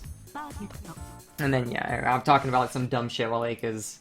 Yeah, Eika is gaming, man. Eika's gaming, I'm just talking about some dumb shit. H-moon shield again. There we go. Given's talking about H-moon mechanics again. Hey, you're talking about dumb shit and you have a fucking Chinese versus Taiwan kid, man. The game of life. Yeah, you're right. Sorry. Anyway, Ikani comes back down with the tail, putting Eika in the corner, but Eika ends up backdashing further in the corner, comes up, gets him with the JC, but Ikani now taking that, the block stun, mashing out Eika's reset, checking those redashes, then, oh no, but he ends up dropping the combo. Gets him with Dust, though. Eika having to play with those pits around the ground. Ikani jumps the pit, but, ooh, air dashes over top of Eika. No! And the Dust gets Eika shielding on the ground. Ikani gonna get a full confirm out of this now, bringing Eika all the way over to the corner. Oh no, ends up dropping it. Eika techs out of the corner, though. You see a lot of people back tech when Hisui, drops their combos, but Eika forward tech. It looks like Eika knows the secret to getting away from Hisuis that drop their combos. But no, Ikani goes for the wake up shield bunker, and Eika with the delayed Oki ends up punishing it entirely. Ikani does have the heat. There we go. He's gonna go into blood heat now. Is he gonna try to get a? Oh, here we go. That's how you're supposed to do. Okay, I'm not gonna talk about H-Moon mechanics anymore. But some people ask me, how do you deal with H-Moons bursting? That's how you do it. You want to engage them in the air and then air throw their burst. Anyway, Eika coming back down, doing some pressure right now. Health values are relatively similar. Maybe Eika's got the slight health advantage now, but he's got, there we go. Going for the DP, using the delayed punch on the orb to keep it safe. Going in for the overhead, but Ikani swings, Eika dodges, doesn't really dodge anything, but Ikani does still stay in the corner. Eika coming up, go for a throw, then a shield. Both players miss what they're doing. Ikani goes in, uses the dust, throws Eika on top of the bento, breaks the throw, and Ikani doesn't have the health lead, but 17 seconds, he's gonna have to make his way in, or get a counter hit. No, but he misses the table. Does he still have the health lead though? No, Eika, oh, Eika had the health lead, and then Eika gets that landing hit, and Ikani gonna go down. 8 seconds left in the match. Close, close. Oh, here we go. Oh, no! Going up for the height, expecting Eika to jump, and Eika just runs right up and sweeps him. Like, alright, you think I'm gonna jump? No, no, no, no. I know this is Melty Blood, but I'm not always gonna be in the air, kid. That's it, get out of here. Oh, no, but Eika drops the combo! He was talking all that shit about getting out of here, and he drops it, but then, oh, Arc Drive on Aki is a command grab, so you do have to watch out for that. Jumping up, going for double overhead. Ikani blocks both of them, though. Gets hit by the third overhead Eika comes in with, though, and Eika is going to be able to confirm this into something. Is this going to be a perfect game coming out of Eika? Will this kill? Yeah, 4.2k. That's a kill. The amount of damage... And that's a second game for Eika. The amount of damage that h-vaki can do is pretty insane. I think she can do like 5k combos. But you never manage to see them, because everything fucking ends on like 4k. Yeah. It's already death. There we go. Oh no, going for a, it looked like a pillar he was going to set up, but Ikani hits him with a counter hit and ends up backing off, not able to really capitalize on it. Now Eika, alright, I'll take the momentum back, jumps up, gets him with like a high-low, Ikani blocking high, maybe expecting Eika to like stop his momentum and go for a second overhead, and Eika just comes and lows him. Goes with the heat. Is Eika going to go for another command grab? No, he jumps up, wait, Ikani threw? Was he expecting what? Maybe he was expecting a throw. I would have thought it was going to be a command grab, but like, who cares what I'm thinking? I'm not the one playing. Ikani goes for a throw, yeah. Wait, he tried to do the Speedy Dragon special and wake up throw. Then he ends up getting hit. Eika takes him down again. Eika taking a really, really, really commanding lead. Ikani jabbing him out. Goes for the high dust. Eika recognizing that, oh, did you see that? Ikani shields Eika and then Eika just throws him. Bringing him up, come back over, the second overhead, it multi-hits, hits him with the, confirm on the ground, gonna take him back up, bring him back, I'm gonna say like 4k damage on this, there we go, 4k damage, going in with the delayed Oki, come in, is that the command grab? There it is, there's the command grab, you're gonna have to try to jump that, I think, but Ikani now is max mode, runs right out of the corner, goes into blood heat, but no, Eika hits him with the pit, is he gonna try to maybe get a, last arc here? No, he's just getting some health back, happened to be in blood heat, he's gonna go for the Hisui fireball, Eika just dodges right over it, no, oh, he gets hit by the monster truck chair, Ikani's like, yeah, I knew you'd dodge it, you thought I was just gonna do that in the open, just like that, obviously? You thought I had no plan? You don't take me lightly, Eika. He's taking him up, bringing him back down. Ikani gonna make the big comeback now. Taking him up again, bringing him back down. Invalid. Is Eika gonna tech out? No. Going in for that. Goes for the throw, but Eika ends up breaking the throw. Ready for it. Sweeps Eika. Take him back down. We're gonna ground tech. He's really trying to get these ground techs on Eika. You can see every time he hits Eika on the ground and OTGs him, he stands there because he's waiting for Eika to make a move, and Eika is just really patiently not gonna ground tech, not gonna fall into that trap and end up throwing a game away. And here comes the Hisui fireball. Eika dodges over the top to adjust his momentum, then hits him on the backside with the flipping C. Gonna get all of that health back because of heat in the H-Moon character. It's the most, it's not gonna be a death yet, but it's the most frustrating thing in the world to see and it gets him! And that's Glory gonna be to the end. CCCP! Let's go! Glory to the CCP. That was a pretty rad dodge, going over the top of the fireball and then using his flipping kick to hit him in the back. And man, I'm surprised the arc drive actually got him. That was pretty crazy. Total credit and peace restored. Oh man. Alright, let me see. Oh, whoops, I didn't update this. I think that was the score. The interview with Eika? Yeah, we can get him in here. One second. I'm adjusting stuff on the, tournament and stuff, but you can get him in here and start doing an interview with Eika if you want.